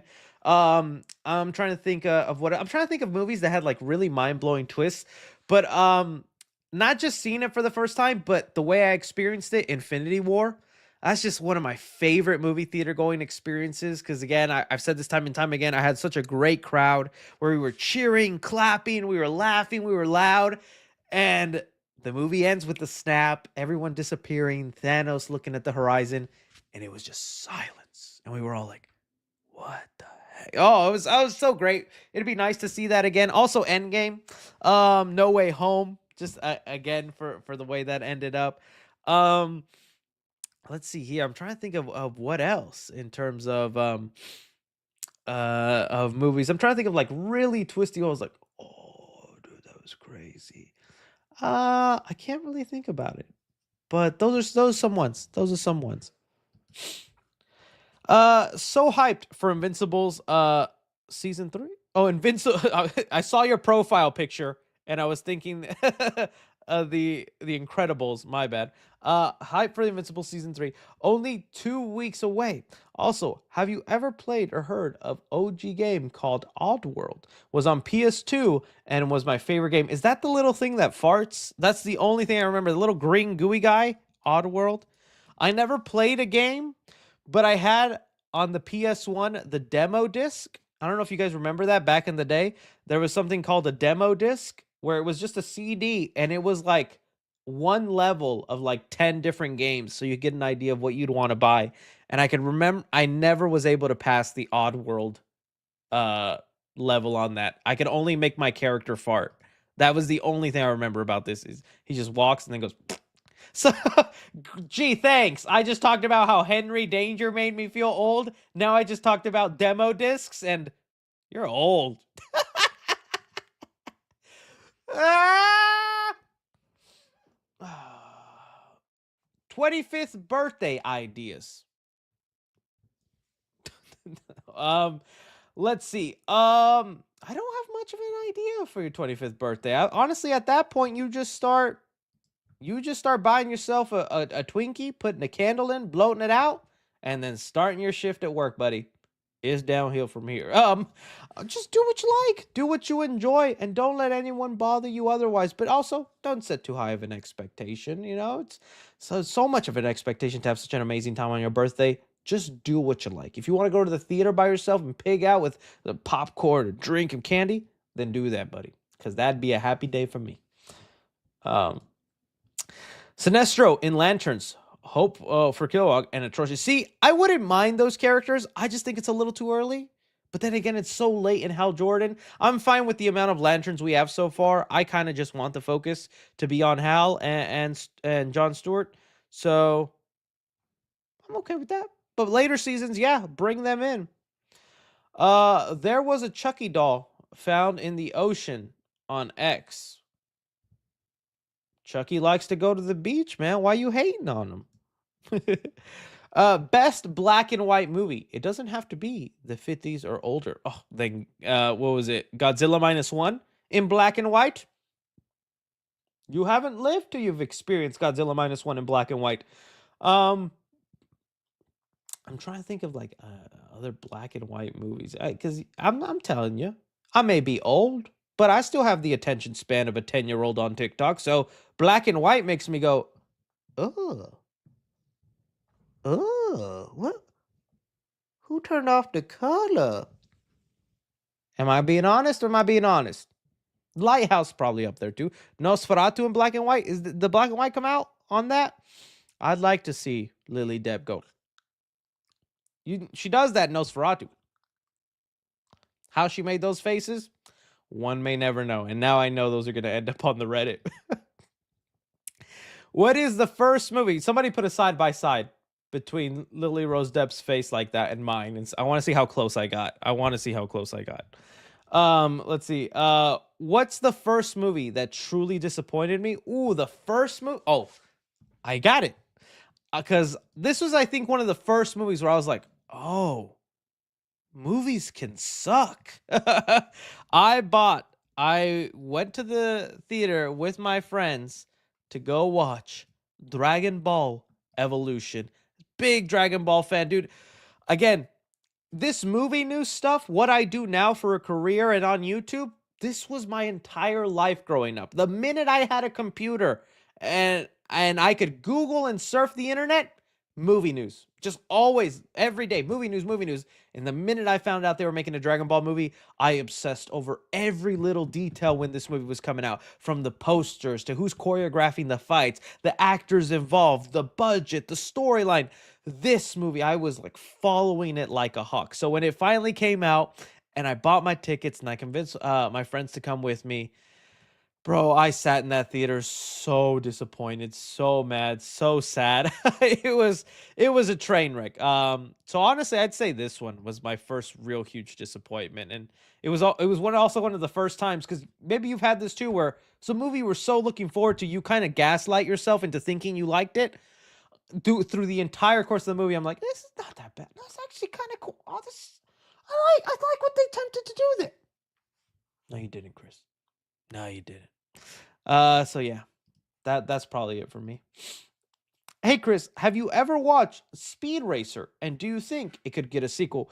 Dude, I was kind of harsh on Speed Racer when it first came out. I remember when it first came out and in the trailers, and when I saw it, I was like, dude, what is going on? This is just movies, just like all my senses have been heightened. There's too much intensity. And it wasn't until now where just movies aren't even filmed in that sort of, a lot of directors don't take that chance to do something out of the ordinary, out of the norm, just really surprise you with their visuals and takes. I yearn for more Speed Racer movies, man. Speed Racer was such a cool looking movie, and as a kid, I just did not appreciate it. I just thought, oh, they really like color in this movie, huh? But now I just really applaud what they attempted to do, and it sucks that they never continued on, because I would like to see more heightened, crazy movies like that. Have you seen Presents yet? No, on the list though. Hopefully this weekend. Sonic 4 and Godzilla is the new Barbenheimer. What do we call it? Sonic Zilla or Godonic? Godonic 43. Coming to a theater near you. If you can only see one movie, would it be Sonic 4 or Mario 2? Ooh, I'd have to know what Mario 2 is going to be about. But right now, knowing Metal Sonic, the one character in the Sonic universe I've been begging to be part of this world is finally coming, I'm probably picking Sonic 4. But if you tell me like Mario 2 is going to be based off Mario Galaxy, like that's the game that they're taking inspiration, because hey, they might introduce Rosalia in there, do all that, have everything going on, because they did Mario Kart, Donkey Kong Country, all these other stuffs. If you tell me Mario 2 is based on Mario Galaxy, that'd make it tough for me. Someone said ill, not Galaxy. Gamer Max, you shut your mouth. You don't say that. All right. Best Bollywood movie. Mine is Three Idiots. I need to see more Bollywood. I'll be honest with you. Bollywood is not really a category of films I am that familiar with. You'd have to talk to maybe like Sean Chandler, because I know he reviews a lot of Bollywood movies. There was that one Bollywood movie that just came out, this one, that I was like, okay, I want to see that. Kill, where it's like a guy on a train and like they kill his wife and he just goes crazy. I still want to see that one. That one looked epic to me. But I gotta admit, haven't seen a lot. If right now you're watching this on replay and you want to comment like the 3 Bollywood, I guess Slumdog Million, does that count? The Slumdog Millionaire count? He won $1 million at the end of that movie. Crazy. All right.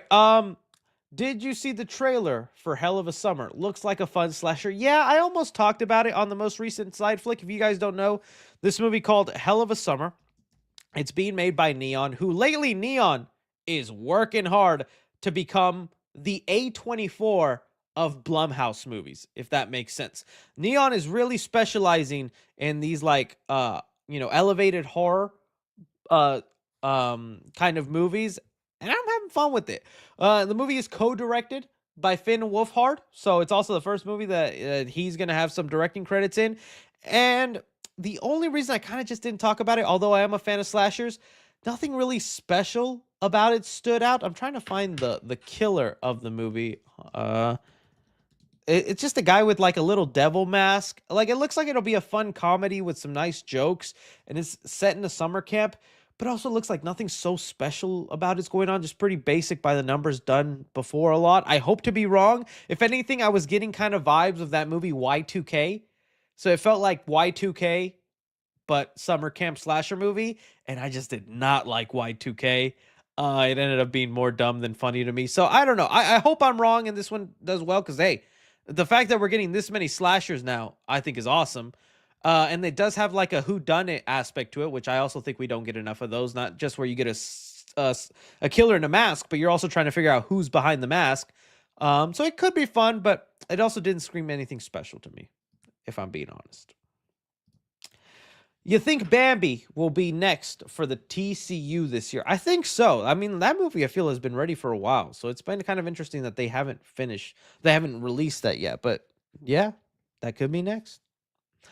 Do you think they'll bring back Cindy and Brenda for Scary Movie 6? If the rumors are true that they're going with the legacy parody route, where they're wanting to do like what Halloween 2018 or Scream 5 did, where you get the legacy characters and new characters, then yeah, you need to bring Cindy and Brenda. But I guess it's a matter of negotiations, pay. These scary movies aren't necessarily made with the highest budgets, so you have to plan accordingly. So yeah.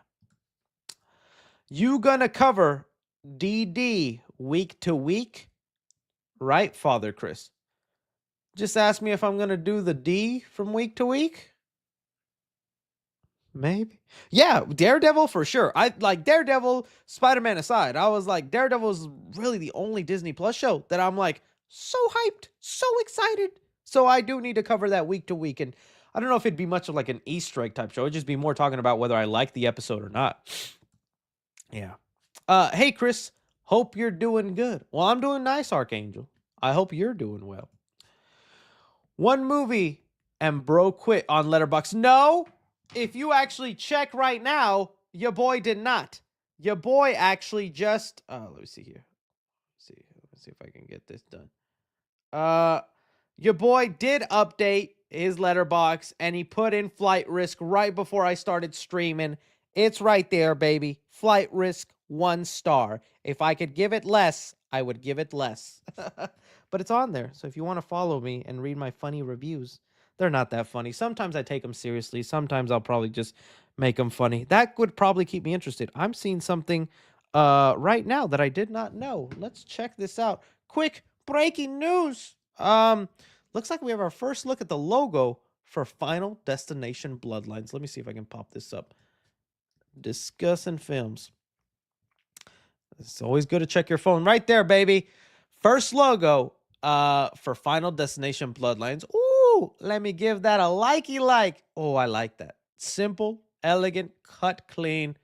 I cannot wait for this movie, man. That's nice to see. Nice to see. Breaking news, guys. Trailer, it should be coming within the next couple of weeks. I don't know if they have Super Bowl money, but we should be getting this trailer maybe by the end of January, from what I've been seeing. Someone says, sorry to sound like a hater, but it looks fake. No, pretty sure it's real. Pretty sure it's real. I think it even comes from like the Instagram of one of the trailer makers. So this is also probably from them finishing the trailer. All right. I'm not really excited for Scary Movie 6. Not only because I'm not a fan of the franchise, but the Wayne brothers, especially Marlon, hasn't made anything funny in years since In Living Color. You know what? I hate to agree with you, but there is some truth to that. Let's look at Marlon Wayans' filmography, and let's see what has happened and what's the last like truly funny movie he did. Now, I am going to admit, his haunted house movies, which are kind of like Scary Movie-esque, not as funny as the Scary Movie franchise, but I did find them pretty funny. I thought they were still pretty enjoyable. Let's see. Okay, so Marlon Wayans. I did not enjoy Naked. I did not think that Halloween movie he did also, The Curse of Hollow Bridge, super disappointing. And he just like very innocent dad jokes in that. Didn't even bother with 50 Shades of Black. I still think that's so funny that he's like parody movie on 50 Shades of Grey. But maybe if I watch it now, I'll probably get a couple laughs out of it. But no, I like I said, I think for me it would be Haunted House, and that was what 2013, so over 10 years ago. Ooh, Haunted House 2 was not very funny. They tried too hard, and it was just a lot of mess. So I get it. I get it. But you never know, man. Maybe something can pop off. And it's not just Marlon Wayans. He's there with his brother, and I believe it's their uncle or maybe their father. I'm not too sure on that. Maybe he's got something that helps, and when they all get together, they strike that magic formula. But I don't think you're wrong for thinking that way. It's a fair way to feel. I think Batman will be the villain in Clayface. Dude, can you imagine finally getting a solo villain movie from the perspective of the villain where we have. I'm still waiting for whatever villain movie would like to do that. That'd be awesome, but I doubt that's how they'll want to introduce Batman into the DCU. What's your thoughts on the new Minecraft movie merch? Yeah, I did see that popping up, and it was horrendous. It was truly a sight of sore eyes. Let me see here. Minecraft uh movie. So there was a toy fair that just happened, and at this toy fair, oh look, you're gonna be able to get Minecraft Doritos, creepy vinegar, uh the gassed BBQ, and Jack Black flavored Doritos. Yummy. Aside from that, here are the toys. And dude, this looks awful. Just looking at Jack Black and what they did there, come on. Like the wolf, all the other characters look fine. Jack Black and what they did with Steve. And I'm not trying to be a Jack Black hater. I know people have turned on him, and I did think it was really funny that one paparazzi video that came out this week where he's like fake fisting the paparazzi guy. But could we have done something else with this look? It's just Jack Black rolled out of bed. So yeah, they look awful. But I mean, the creeper, the pigs, the wolf, they look fine. But hey, man, if this is something you wanted to add to your collection at home, there you go. Minecraft movie merch. I love you, Daddy. Oh, I love you too, Kenny. I love you too. Clayface running from Batman will be cool. Yeah, if that ends up happening, that would be so cool. But also, okay, I see what you would also mean by that, because I saw a lot of other people theorize this will be the movie where we get how scary Batman is to the villains. I don't think you do that with Clayface. Clayface is a scary enough guy on his own. Do we want to see him then be scared by Batman? I think Clayface is one of the only Batman villains that's like, I'm not scared of the bat. He just ends up getting defeated by the bat. You would want to do that with characters like a Joker. I could see Joker getting scared of Bat, eventually putting Pitt in the corner, getting Joker from so confident, maniacal to then being scared of Bat, or other characters. I don't know if Clayface is the one that would be like, you want to see him shivering and scared. Oh, it's the Bat. Hi, Chris. Have you ever seen or heard of Arthur and the Minions? I have not heard of that. I'll take a quick Google search of that. Arthur and the Minions. Oh, Minions. What is this? It's a novel. Oh, no. Jeez. Unfortunately, they say don't judge a book by its cover, but I'm judging it hard. And I want these children to be burned.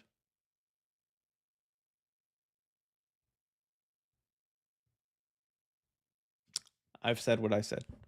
All right, let's move on. Is it a good movie? Let me know if it's a good movie. I'd like to know if it's a good movie. All right. If you were stuck on a desert island and could only take 3 terrible movies to watch on repeat, why would I take 3 terrible movies to watch on repeat? What would they be? Okay. That's such a weird choice, because I feel like I'd be trying to sneak in a kind of good movie though to watch. But if I'm watching one terrible movie, dude, I don't know. All right. I'll just pick the worst ones I saw. I guess Madam Web. At least I get to look at Sydney Sweeney on the island. Can you blame a guy? Um, let's go here. What else would be a really bad movie? I said I'm not a big fan of them. So the Venom 2, I'm just thinking of Sony Spider-Man spin-off movies at this point. And Adam Sandler's Jack and Jill. That's what I'm doing. There you go. Where's the Wolverine review? I have no idea what you're talking about, Kenny. And if I had my little Men in Black thing, pew. Memory erased, Kenny. Toby, Andrew, or Tom? Who's protecting you? Oh, Toby. Andrew let his girl die. Tom couldn't even keep his. Toby got to smack his, though. These are all things that will hurt them in court. Good stuff. Good stuff. Hey 3C, big fan from Australia. With all the live action remakes of animated classics, what live action film is best suited for an animated reboot? Okay. Out of all of them, I'm honestly of the camp. Well, let's see. What live action film is best suited for an animated reboot? Oh, dude, for their live action movie? An animated reboot? I'm trying. It would be something that you can't go all that expensive with. Tron animated would probably look really cool. Tron animated would probably be pretty awesome if they got like really good animation on that. Just thinking of the vibrancy within the Tron world. So I'm gonna go Tron. All right. Jesse Spencer would be my pick for DCU Batman. All right, let me see what this fool look like. Let me see if he's Bruce Wayne material. Jesse Spencer. Who the heck is my man? Let me talk to you real quick. He not even good to be an extra. He not even gonna stand in Gotham PD uniform. I'm hating on this choice. I'm sorry, buddy. Jaden Voss, we're revoking your super chat privileges. Just kidding, buddy. Hey, if you like him, I'm sure maybe he'd do a great job. Thoughts on Complete Unknown, Boyhood, and Holdovers? Well, I've only seen Boyhood and Holdovers. Both of those I enjoy. I like Boyhood more for just the technical achievement or like the idea of what they did there. I'd like another movie to attempt that, maybe with a different premise. But I thought Boyhood was interesting the way they filmed it with a kid growing up. Holdover, it's kind of a comfy movie. Nice, winter closed in, sip of coffee kind of movie. I enjoyed it. Paul Giamatti was great in it. I still need to see A Complete Unknown for the Sham Man. Dune 2 was so snubbed at the Oscars. Oh yeah, and you know what? I just thinking about that. Let me see, because I think there were some super chats that did not see the light of day. Let's see. Do you think this will be an admission?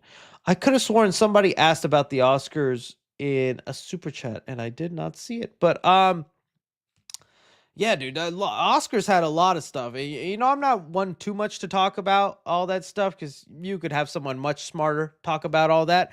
But I will say this was the year where the Oscars just felt so bland, just felt like so uninteresting. And it sucks because this year Conan O'Brien is hosting.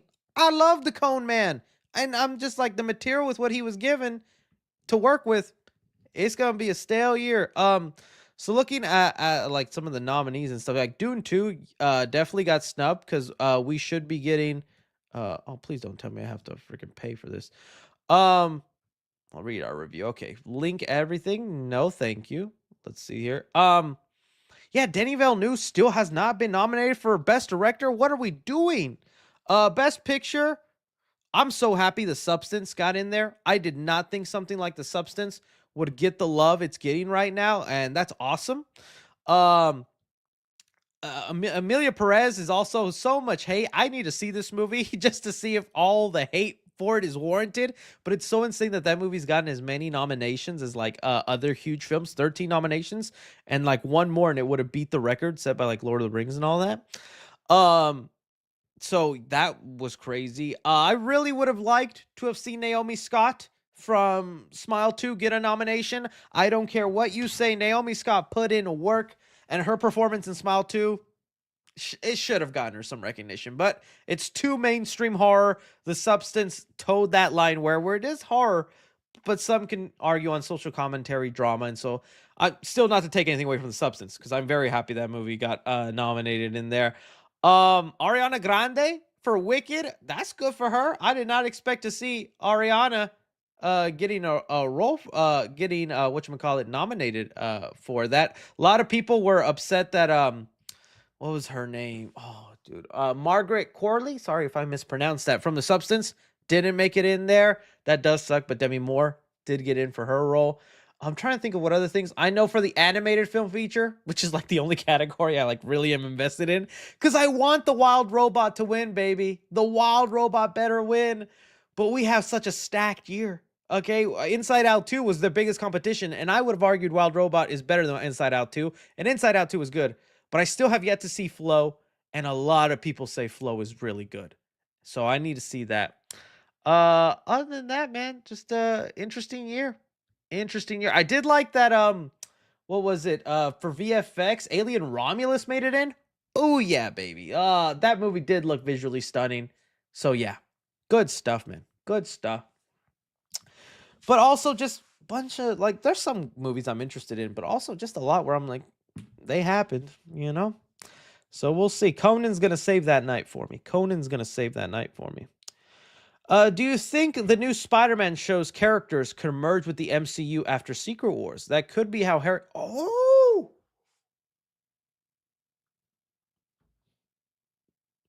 You might be onto something there, buddy. You might be onto something. That would be a good way to reset the mess the MCU has done, because to the point where we are now, where this multiverse and the whole universe doesn't know Peter Parker, Aunt May's dead, he has none of his familiar characters, Secret Wars style, rebooting it, and throwing in what Friendly Neighborhood Spider-Man did, if it's good, someone cooked here. Yeah, I like that. Sonic question. You think Amy is alone, or did Cream and here's tag along? I think it's just gonna be Amy. Because again, I'm thinking in terms of the budget and them trying to save on stuff, we have to animate Tails, Sonic, Knuckles, Metal Sonic, Amy, whatever other crazy CGI things that end up happening in this movie. 5 CGI characters is already plenty in there, and I don't even know if they're gonna try to fit Shadow in there, which I don't know. If he does, he'll be like a last-minute addition, like show up at the end to save Sonic, like, hey, I'm Keanu Reeves. Because that's Shadow's famous line. But no, I think it'll just be Amy. You look like Brutus from Fortnite. Oh, Lord. Let's go in. Let's see what this boy looks like. Brutus, Fortnite. All right. Let's see how much my feelings are going to get hurt. Okay, this ain't so bad. This ain't so bad. You know what? That actually is me. That is me. I didn't think Fortnite had a legal obligation to my likeness, but they captured it quite well. How come we never got the third film to Pacific Rim? Because I think Pacific Rim 2 at the box office just didn't do that well. Those movies are pretty expensive to make, and they just are not making the money they need to justify continuing them on, which would have been nice. I didn't mind both Pacific Rim movies, but they just weren't box office hits, unfortunately. 3C for the review of Captain America Brave New World. You should be Red Hulk. Ooh, paint myself red? That'd be a fun idea. That'd be a fun idea. What do you think about the animation of the new Spider-Man show? Not a fan of it. I really don't like the look of it, but I've said it before. I've seen other animated things where I don't like the animation, but the story takes over, and I'm so into it that I don't even mind. So I'm thinking, hopefully, that's what happens with Spider-Man. Friendly Neighborhood Spider-Man is that the show is just so good. I get past the animation, and there was some reviews that were saying in motion and when watching the show, the animation feels more like it fits and that it's fine and that you don't think about it. So Hopefully that happens. Have you seen the Monkey trailer? Yes, I've seen it, and I'm excited for that movie. It looks good. You need to watch Presents for sure, but really worth it, Chris. I need a spoiler review from you. I want to see how you took the ending. I keep hearing about that because I was told to watch Presents and that the ending really took them by surprise. I'm also hearing that they didn't do a good job marketing this movie because they're marketing it as a horror film and that it's one of the scariest movies when it's really not that. And so you're setting yourself up for disappointment going in thinking that. So that's why I'm going to try to have a different mindset, and I'm interested to see the movie. If you guys don't know, this is a horror, well, not a horror movie. It's a movie that's told from the entire perspective. What's entirely told from the perspective of the ghost or entity haunting this house. That sounds interesting. There's a rumor since last summer that hasn't been denied by James Gunn, and Darren Aronofsky will direct a live-action Plastic Man film. I hope it happens, man. I would just like a Plastic Man movie. The heist aspect of it, get Ben Schwartz in there, whoever you got, I would love it. But I've heard it from James Gunn. Until there's a script ready, ain't gonna happen. Summer of '84 ending, Chef's Kiss. That speech, though, yeah, good movie. I agree. And the writer's very nice. I got to speak with him. What's on your mind? What on your mind on new movie of The Conjuring: The Last Rites? I just want it to be memorable. I want it to end on a strong note because this director, Michael Chavez, returning after directing Conjuring 3, just was such a just forgettable movie. I need the last Conjuring movie to be a banger. Please. And then get started on that spin-offs and that TV show you said you were working on, man. I want to see that Conjuring TV show. Are you going? Oh yes, I forgot to bring this up. Are you going to see the new Steamboat Willie horror movie? It's going to be in theaters for one day, February 26th. I'm so tired of these movies, man. But whatever. Yes, there is a movie which I got to be careful googling this, but let's see what pops up. A Steamboat Willie horror movie titled "I Love Willie." Oh goodness. I Love Willie movie. Let's see. Here it is. Oh, it's I Heart Willie. My bad. And that's really the poster. He like me for real. I heart Willie too. And I'm just like, what is going on, man? It's also so funny because they put all the budget into this poster. This poster would make you think that there's maybe something worth watching in this. You watch the trailer, it just looks like people on the weekend got together with their iPhone to film a movie. Maybe it'll be funny. They're definitely having some fun with that being the title, I Heart Willie, but what are we doing? All right.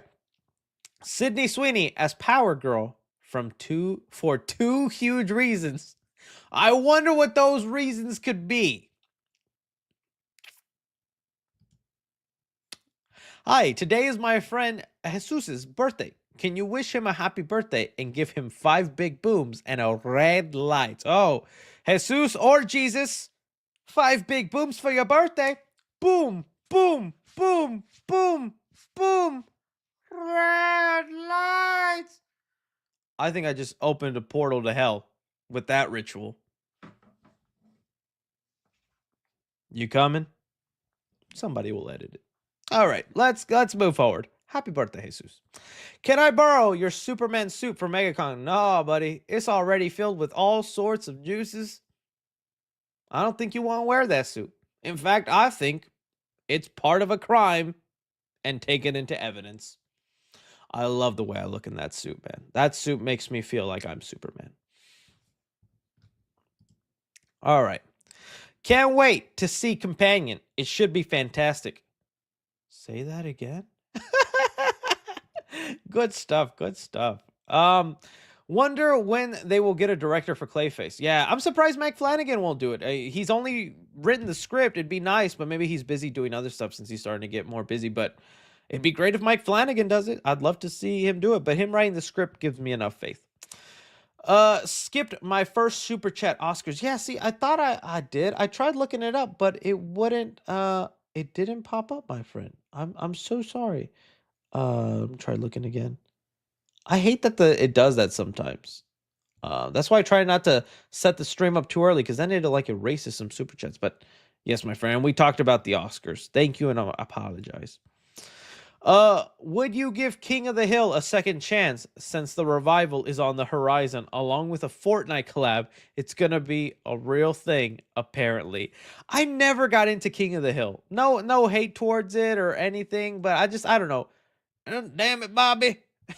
um, just seems so hillbilly redneck, but I guess that's the charm of it. I don't know. I was more of a Family Guy, but I'll give the Fortnite collab a chance. Hey Chris, what are your thoughts on the Oscar noms, and what are the biggest surprises and snubs in your opinions, and your pick for Best Picture? Right now, honestly, Best Picture could go to anybody, but like I said, snubs for sure. Oh, the fact Challengers didn't get any nominations, I think is crazy. Challengers is one of the best movies of last year. Should have been, at least Zendaya should have got at least some sort of nomination as well there. The score for Challengers not getting nominated? Dude, that score was making me want to go to the gym. And I don't go gym, okay?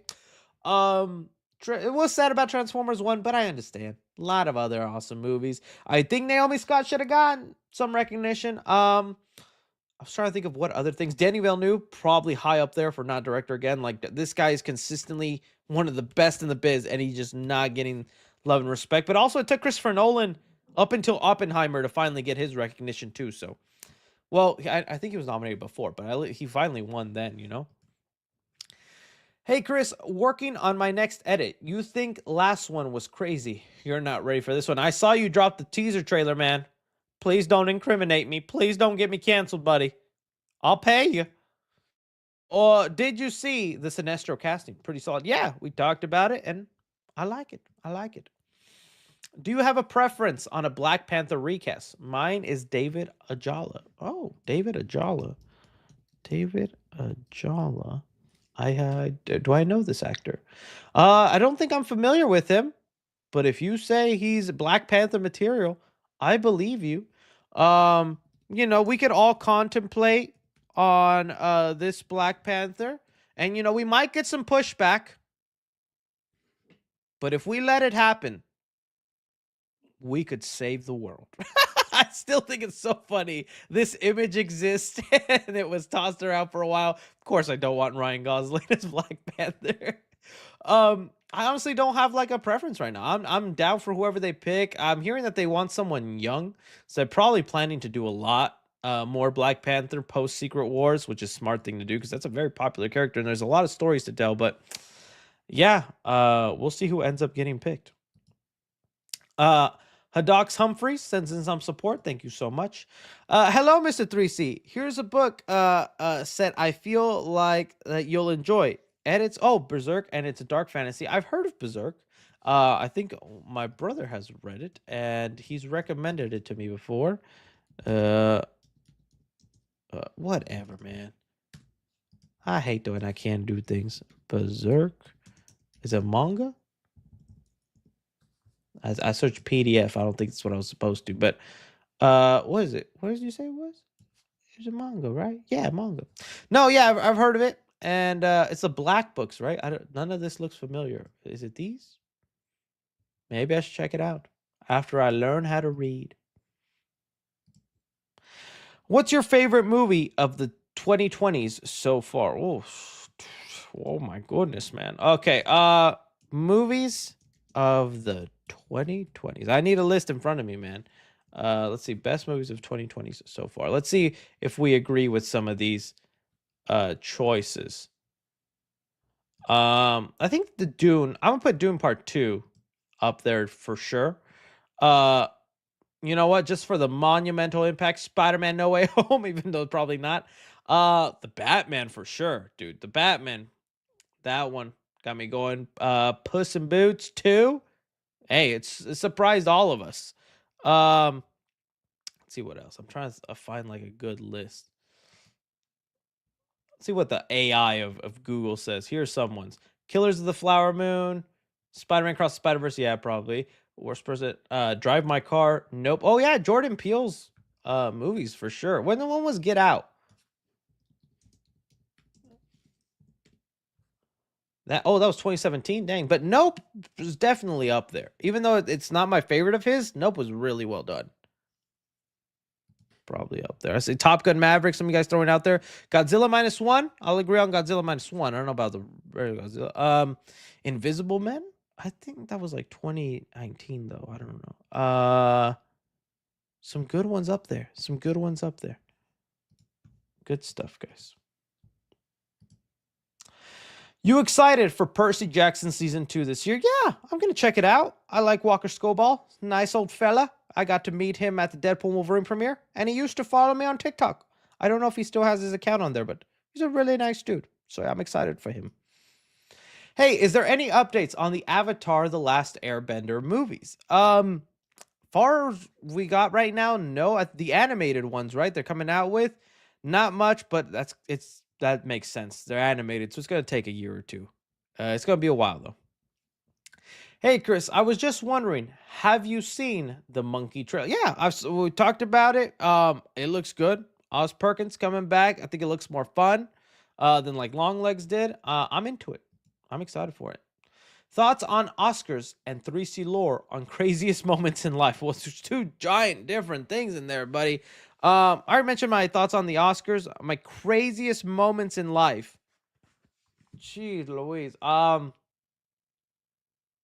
I hate my mind goes blank when things like this happen. I guess every time I get recognized by one of you guys out in the real world, I don't expect it. I'm just chilling and I get, hey, you 3C?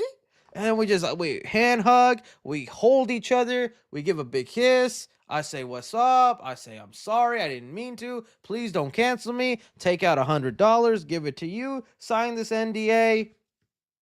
I'll see you later, dude. It's amazing every time it happens. That still blows my mind whenever I get noticed. What's your fave old vintage cartoon? Mine's is Johnny Bravo. If we're talking old and vintage, well, to my standards, well, like the Looney Tunes, like the old Looney Tunes stuff was definitely there. The old Tom and Jerry, because who doesn't like the freaking Tom scream? I wish I could do a Tom scream. I can't do it. Old cartoons. I liked Flintstones to a point, but I wasn't that crazy onto it. It's more. I like Dexter's Laboratory a lot, but is that really old vintage? That's 95. That's when I was born. So, Recess, kind of. I think I'm gonna have to go Dexter's Laboratory in there, unless I go Courage the Cowardly Dog. But these aren't really like old and vintage. These are like just the cartoons I was watching as I was a child. Rugrats was 91. Dude, what the heck? It says I was growing up. Good stuff, man. 94. Hey, Chris, what's your favorite comic run storyline arc? Trying to think.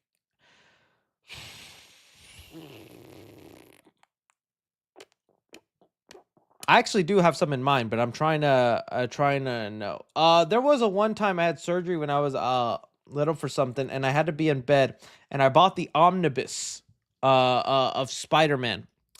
Spider-Man omnibus. And I got two. I got like the original omnibus that had like the first 100 issues of Amazing Spider-Man, and you'd be surprised how well those hold up. Stan Lee did them in a way that they still hold up, and I'm like, dude, how are they just not doing this? What happens in there? But also the Ultimate Spider-Man ones. I think the first, I don't know, like 50 issues of Ultimate Spider-Man, rocking stuff in there. But yeah, that's my choice. I think I got more, but I'm trying to think of what else. Just turned 21. Been watching since I was 16. Oh my lordy, that's crazy to think. That's how long you've been watching, my friend. Thank you, though, Antonio Ramirez. Just turned 16. Been watching since I was 21. What? How did you do this? You let me borrow that time machine, man. I got some errors to fix. Love you, man. Thoughts on the YouTube Shorts opinion? Phase Adapt, aka the biggest fan of The Flash, says the Flash movie was effing dumb. I mean, that's his opinion, man. I honestly didn't hate it. I thought it was a fun movie. I think I really would wish I could multiverse into a world where the Flash wasn't played by an actor with so much controversy to see if it still would get that much hate. I think it would still be kind of frowned upon with some of like the plot holes and the CGI of it, but I still thought overall it was a good movie. But that should not have been the first Flash movie. That honestly should have been like the third Flash movie with how grand scale and the Flashpoint Paradox storyline they went with. I like it, but also it just got to the point that there's no point defending it, you know? Is there any horror book you want to see on the big screen? Have you ever seen the show So Weird on Disney? No, I've never seen So Weird on Disney. As far as like a horror book, I mean, it's getting a movie coming out later this year called Corn in a Clown Field. Corn in a Clown Field. Clown in a Cornfield, I believe it's called. That book's kind of fun. I wonder if it's going to be done well or not. But as far as that, I haven't read many others. Just people are saying Slenderman. Wasn't that more of like a creepypasta than a book?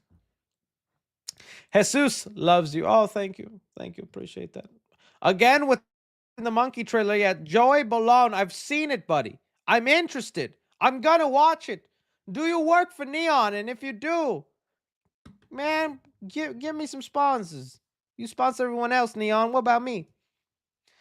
2015's Fantastic Four was the worst movie. The Fan Four Stick was the worst movie ever. I like the first half. The first half of that movie is really solid, and then it takes a nosedive. So if I think the first half is actually good, I don't know if I could say it's the worst comic book movie. I mean, there's so many others from Craven, Morbius, whatchamacallit, Joker 2, in my opinion. Fan Four Stick, honestly, in hindsight, with everything that we've gotten so far, not that bad. Not that bad. Just Hope still getting trailer for MK2 very soon. Probably not till the summer. Because isn't that coming out like in October? So probably not till the summer. Disney dinosaur movie is so underrated. Oh, are you talking about The Good Dinosaur? I still like that movie. The Good Dinosaur. Yeah, it was like one of those Pixar movies not everyone talks about. But I like that movie. I thought it was sweet. And it's not one of Pixar's best, but I enjoyed it. I enjoyed it. Or are you talking about some other movie? Because maybe I'm just wrong. Oh yeah, they're talking about the. Okay, yeah. I was like, wait, there's another dinosaur movie. Let me bring that one up. Dinosaur from 2000. I don't think I've seen this movie though. I've never seen this movie, so I can't comment on it. But I'm surprised I didn't because I loved dinosaurs as a kid. So I should have watched that. Maybe I'll give it a chance one day, but I've never seen it. This is the kind of movie I bet my lady watched. My lady watched all the wrong movies growing up. Have you ever met someone like that where it's like they didn't see Cinderella, but they saw the mouse movie that no one else, like they saw the toaster movie. You know what I mean? Like there's somebody who grew up and watched all the rip-off versions instead of the mainstream versions, and that's who my lady is. If there's an iconic movie from our childhood, I'll bring it up, and she's like, I don't know. But then I'll bring up a Lindsay Lohan random straight-to-DVD movie, and she's like, oh, I like that. That was good. Is some of us out there, right? Yeah, exactly. So, like, I saw Land Before Time, and I'll bring up Land Before Time, and she's like, what's that? I'll bring up Dinosaur, and she's like, oh yeah, Dinosaur, that's good. I like that. It happens every time, man. Every time. Pisses me off. Have you ever watched the Cornetto trilogy? Of course. I love Edgar Wright, and I love that trilogy, even if it doesn't connect. The Cornetto trilogy, if you guys don't know, let me see how you spell it, is Edgar Wright's movie Shaun of the Dead, World's End, and Hot Fuzz. I like the first two more, if I'm being honest with you. I wasn't a big fan of World's End. I thought it was fine, but really loved Shaun of the Dead and Hot Fuzz. Again, this isn't a trilogy that connects narratively. They're all different movies of their own kind, but they just star what's his name? Sean Penn and was it John Frost? Jack Frost? What's the actor's name? I gotta get his name right. Nick Frost. I knew something Frost. But yeah, Edgar Wright's such a talented director, and I'm so excited for his Running Man movie coming out this year with Glenn Powell. Woo! That's gonna be good. Chris, I'm in the hospital. I had a seizure at oh my goodness. And I need some advice on how to recover from it. Unfortunately, I've never had a seizure, so I don't know how to recover. I can only tell you what I've seen in the movies, and that's only what happens during the seizure, which is put something in your mouth so you don't bite your tongue and put you on your side. So maybe we do that again while you're not having the seizure? We'll find out. We'll find out. What's up, Unc? How's your day? It's good, Oscar. How's yours? Actually, Dennis was nominated for Best Director for. Oh, was he? I thought he was. Oh, okay. He just hasn't won then yet. Okay, good to know. I thought he still wasn't. Hasn't yet. Arrival was good though. Arrival was good. Interesting. Thank you for letting me know. My bad. Please watch. I'm no longer here. Really good movie. Is that good? I don't. The trailers didn't do anything for me on that one. Is that the Jesse Eisenberg? No longer here. Is that one it? Or am I thinking of something else? I'm no longer okay. It's a different movie. Sorry. I have not seen this. I think it's 98% Rotten Tomatoes. Okay, I gotta check it out, my friend. Sorry, I thought you were talking about the Jesse Eisenberg movie that just came out. That also was getting acclaimed reviews. Forgot to mention, Barbarian director is working on a new Resident Evil movie, horror based. Apparently, a lot of studios are bidding on it. Yeah, we talked about it at the top of the show. Let's see if this will be the one that hits, man. Because if not, we'll just reboot it again in another 5 years. What are your thoughts on the Now You See Me franchise with the third one coming out this year? Nerd boy, now I know you don't watch all my videos because I've given my strong opinion on the Now You See Me franchise. I don't hate Now You See Me, but I am definitely annoyed with Now You See Me. I really wanted to like those movies, and I do like them to a certain point, but I just hate how they go from like believable magic to just straight up, there's no explanation, and they're just because that's just such a cool idea. Magicians who perform heists. Yes, I want 10 of those. But it gets to a point where they do such crazy things where I'm like, there's no explanation for that. And then that one scene where they're like tossing the card around in the second movie, I see people glaze that scene like crazy. Like if they're actually physically doing that with the card, when I'm like, that's a CGI effect. The stuff that happens in other movies, explosions. Oh, look at that! It's fake. It's not real. All I'm saying is, if Now You See Me was a baby, I'd punch it.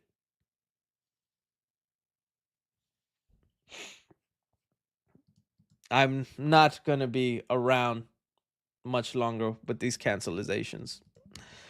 All right, are you excited for Superman and Supergirl? Yeah, definitely more for Superman, but Supergirl has a lot more of my excitement after I read Woman of Tomorrow and the direction they're going in. Because when they first announced Supergirl, I was like, okay, but Green Lantern still don't get another chance. All right, then I see how it is. I see how it is. Sorry, Chris, for earlier. For putting an H in your name. Didn't mean to do that. It's okay. I usually hunt people down, destroy their family, and eat their soup. But for you, Archangel, I'm just going to eat your soup. I forgive you. Love you, man. Thanks for putting me on Severance. No problem. Sometimes I wish I could be Severance. As soon as I walk into the studio and just be a guy and then have to let him make my videos, that would be fun. That would be fun. Thoughts on Dragon Ball Daima? I've only watched up to the 3rd episode because that's what got released in theaters when they did the English dub. So I'm waiting for the English dub to be caught up with it and watch those with my brother. But so far what I've seen, I liked. I enjoyed.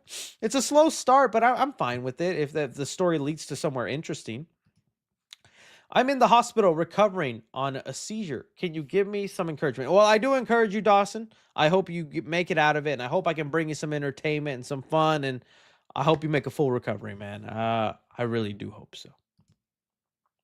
Hey, Chris, did you see the new short 1-minute trailer we got for the live action How to Train Your Dragon movie? They showed off Stormfly and Hawkfang. Hawk 2? The Hawk 2 dragon?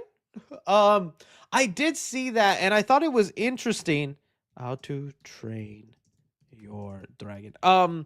Because we were talking about how they designed Toothless, right?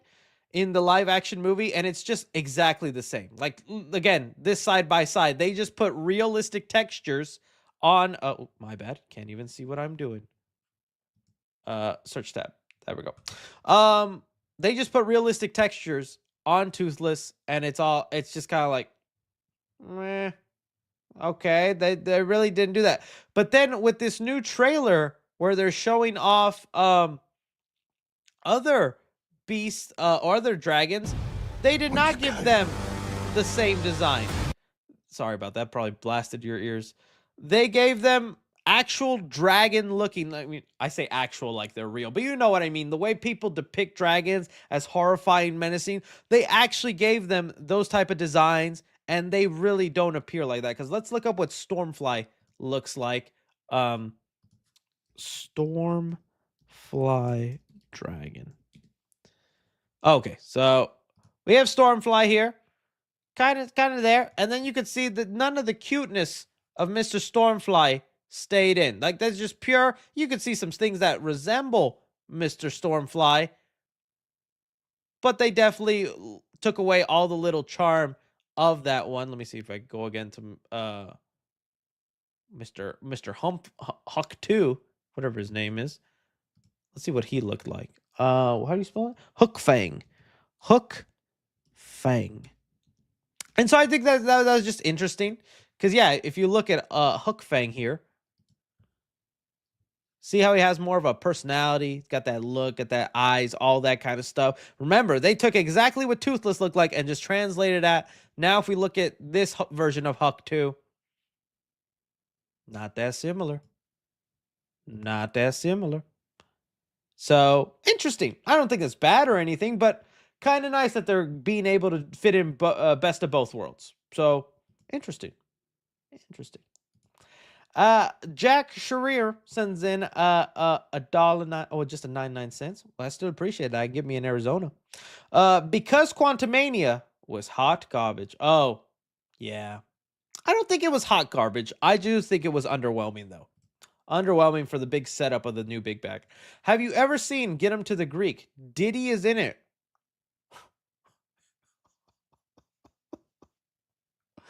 I've never seen it, and I honestly have no interest, but good for Diddy. How much for a follow back on IG? Sorry, it's $2. And you're a penny shy, my friend, so not gonna happen. Not gonna happen. I'll find you, buddy. What makes a movie a classic? Why old movie classic? I think what could it's hard whenever people say like, "Oh, instant classic," because a classic isn't truly determined until at least we've had 10 years away from that movie and it's still talked about, it's still referenced, it becomes part of our, pop culture, not pop culture sphere, but in the zeitgeist. That's how you really know. There's so many movies that came out the year Terminator 2 came out, but I bet you if we look at all those movies, the main one we're talking about is Terminator 2 as opposed to everything else, right? So it's just about the longevity and the impact it's had on the culture. Should I bring M&Ms when seeing the substance? I mean, yeah, I think M&Ms are good. I think it's good. I think it's like more meat. More, don't eat a hot dog. Don't have pepperoni pizza. No chicken fingers. Chocolate is good.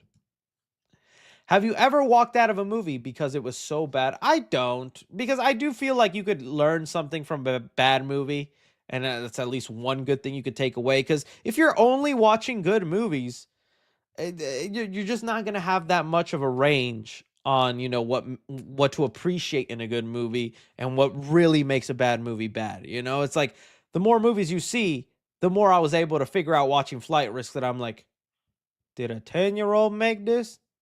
So you just kind of have to sometimes. But there have been times I wanted to, whether Winnie the Pooh, the first one, or Jeepers Creepers 4. But I had to power through for the job. I meant to watch the YouTube short about his opinion. Oh, okay, Andy. I don't know if I want to see no phase adapt. Is that like Mr. Phase Rug? I barely know anything about him. I just lost my place. Okay. Caleb Hepner says, biggest mistake Pixar has ever made is not making a sequel to both Wall-E and Ratatouille. How could they? The cool thing is also they could do that now, and it would still probably do a lot of money.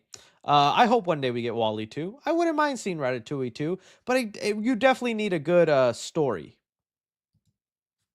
as is obvious with all movies. Sorry, just join. But why do they think of Amelia? Why do they think of Amelia Perez Oscar nominations? I need to see the movie. I've heard so many people hate on this movie, say it's awful, and all the controversies attached to it. I need to watch it. I had no interest in it, but I just need to know how something like that could be nominated. People are saying it's just because it is a very heightened art and it's so well at expressing that, and it's the kind of movies the Oscars enjoy. But everybody who ends up watching it thinks it's atrocious. So it's pretty interesting that it got that many nominations. Love your videos, bro. Any news on their Hunger Games films? Not right now, but I am very excited for that new one where we're gonna see Haymitch's story, because I think it's gonna be brutal, man. I think it's gonna be brutal. 3C lore on near-death experiences. I never really had a near-death experience that I know of. The only time was like when I had road rage on the highway, which you should never have road rage when I I let it get the best of me sometimes. And the guy tried running me off the highway. I learned then to never have road rage again. Just let it happen, let it be, and be safe. But that's about it. What if Daredevil show had Spider-Man and his storyline of being grounded and teaming up with Daredevil, stopping Kingpin, and leading towards Spider-Man 4? Dude, that would be fantastic. Say that again. But I don't know if they're going to do that. They're going to do a multiverse thing, and we just have to hope it's entertaining. I highly recommend the book Hidden Pictures by Jason Rukuk. It's a very good, creepy, it's a 5-star read. Okay, I'm going to... Pictures, you said. All right, I'm going to write it down right now because I actually do want to get more into horror books. Hidden Pictures. And I never know where to start. Okay, it is saved. I have it here, and I will look at it once the stream is over. Huge fan. Loved you since the Batman updates. Well, thank you, King Studios. Can't wait till we do more Batman updates with the Batman Part 2. You gonna watch the studio show the Seth Rogen? I'm gonna give it a chance. I'm not like extremely excited for it, but I'm gonna give it a chance. If you don't know, it's like this Apple TV show with Seth Rogen, where it kind of shows you the inner thought process of like studios in Hollywood. And like the first clip they released or trailer was like them talking about how insufferable TikTok influencers are on the red carpet, which just have become a thing. And I'm kind of one of them sometimes. But yeah, I'll give it a chance. Just for the insight into the world and the comedy. Hot take. I think Melissa Barrera's character in Scream 5 and 6 is mid. Like, bro, you're not going to turn into a serial killer like your dad. Come on. Excited for Scream 7 and for Sydney to come back. Look, I'm going to agree with you on Scream 5, and you can go back and watch my original review of Scream 5. I was not that big on Melissa Barrera's character. I was like, maybe it really should have been Jenna Ortega who had the lead. But then Scream 6 came around, and I thought they better fleshed out her character, gave her more to do, more insight into how she is. And I don't think they're turning her into a serial killer, but more directing her serial killer energy from her dad and using it for good. Which I think is an interesting thing, and it sucks that we'll never see that, or at least I don't think we will with all the controversy, but I don't blame you, because even Melissa Barrera, for me, and her character of Sen took some getting used to and me liking it. And it sucks that right when I finally got to the point of like, okay, Sam's actually kind of cool, they took her away. But yeah, we'll see how Sydney is in Scream 7 if they got a good story. Liam sends in 99 cents. Thank you, Liam. Inside Media sends in 99 cents. Thank you there. Ricardo L. No L's for you because you sent in $1. Appreciate you. Do you think we will get a Team Chaotic Sonic team series with Vector and them? Also, do you think Cream will be in Sonic 4? I don't think they will. I really do think Amy and Metal will be the gist of it. If they do more, that'd be awesome. As far as the Chaotix, yes. That's like so easily written because they're detectives. So you could just do a little simple mystery and that could be fun. But again, if they're not on Earth, it's going to be an expensive show. And that's already 3 characters in there, man. Have you been to a drive-in theater? What film? Yeah, the last film I went was for The Strangers, Pray at Night. And I like the vibe of a drive-in theater. I didn't have the best car at the time. or situation than the way we had to watch it because it was like a press screening thing. So I actually had to watch it outside of my car in the cold, which was awful. And I always said I would go back, but then I never did, and COVID happened, and they I think they shut down. And the closest drive-in theater is like 2 hours away. So I'd like that to be more of a thing, and it's cool because if you go to a drive-in theater, you actually get to watch two movies in one day, which is awesome. So I like the vibe of a drive-in theater, but it's also the kind of thing where it's just like I more love the idea of it than doing it, if that makes sense. Kind of like video stores. Because I remember after all the blockbusters shut down in my area, there was still a family video, and I was feeling nostalgic of like, I want to walk through a video store again and smell that plastic and look at DVD covers and all that. And so we went, and it was fun for like, 5 minutes of like, oh, look at this. It's just like when I was a kid, and oh, look at these movies, and there's snacks right there, popcorn, all that. But then you really think about the process of renting a movie, checking out, going home, watching it, and then you have to eventually plan to come back, return it, pick another movie. And as I was thinking about all that, I'm like, I could just I could just go on my Apple TV and then click the movie I want and buy it for a lot cheaper. And I don't have to leave my house. I'm like, dang, I'm part of the problem. If Blockbuster was still around, I'd contribute to their downfall. It's a lovely thought, and it's a great vibe, but sometimes a vibe is hard to keep up, you know? Hope you're doing well, man. IDK, if you keep up on sports, I don't. But I got a rant. My Dallas Cowboys just hired an offensive coordinator who never called a play as our head coach. We're so cooked. From what I understand, when are we not cooked as Dallas fans? Living in Texas and in Dallas, I am a default Cowboy fan. I just have to be. It's part of the blood you are given here. And my father-in-law, he's really into the Cowboys and all that, and he's always suffering. He's always sad. He's always upset, and it's so funny because every year I end up buying him Dallas Cowboy merch either for Christmas or his birthday. Dallas Cowboy jacket, Dallas Cowboy sweatpants. Ain't ever buying you them Super Bowl Dallas Cowboy merch, but I'll keep buying you this regular Cowboy merch. Tough times. Tough times. I respect your opinion, Daddy. I respect you, Sir Goji. I like the outfit you got going on there. Very nice. Very nice. Good stuff. Good stuff. All right. We've reached the end of the super chats. We have come to a close. It's been a lovely Friday getting to talk and rattle off with you guys. I appreciate y'all stopping by. Don't forget to hit that like button. Subscribe if you haven't already. And well, I will see you with more videos in the near future. Goodbye, my beautiful, lovely people. Kisses for everyone.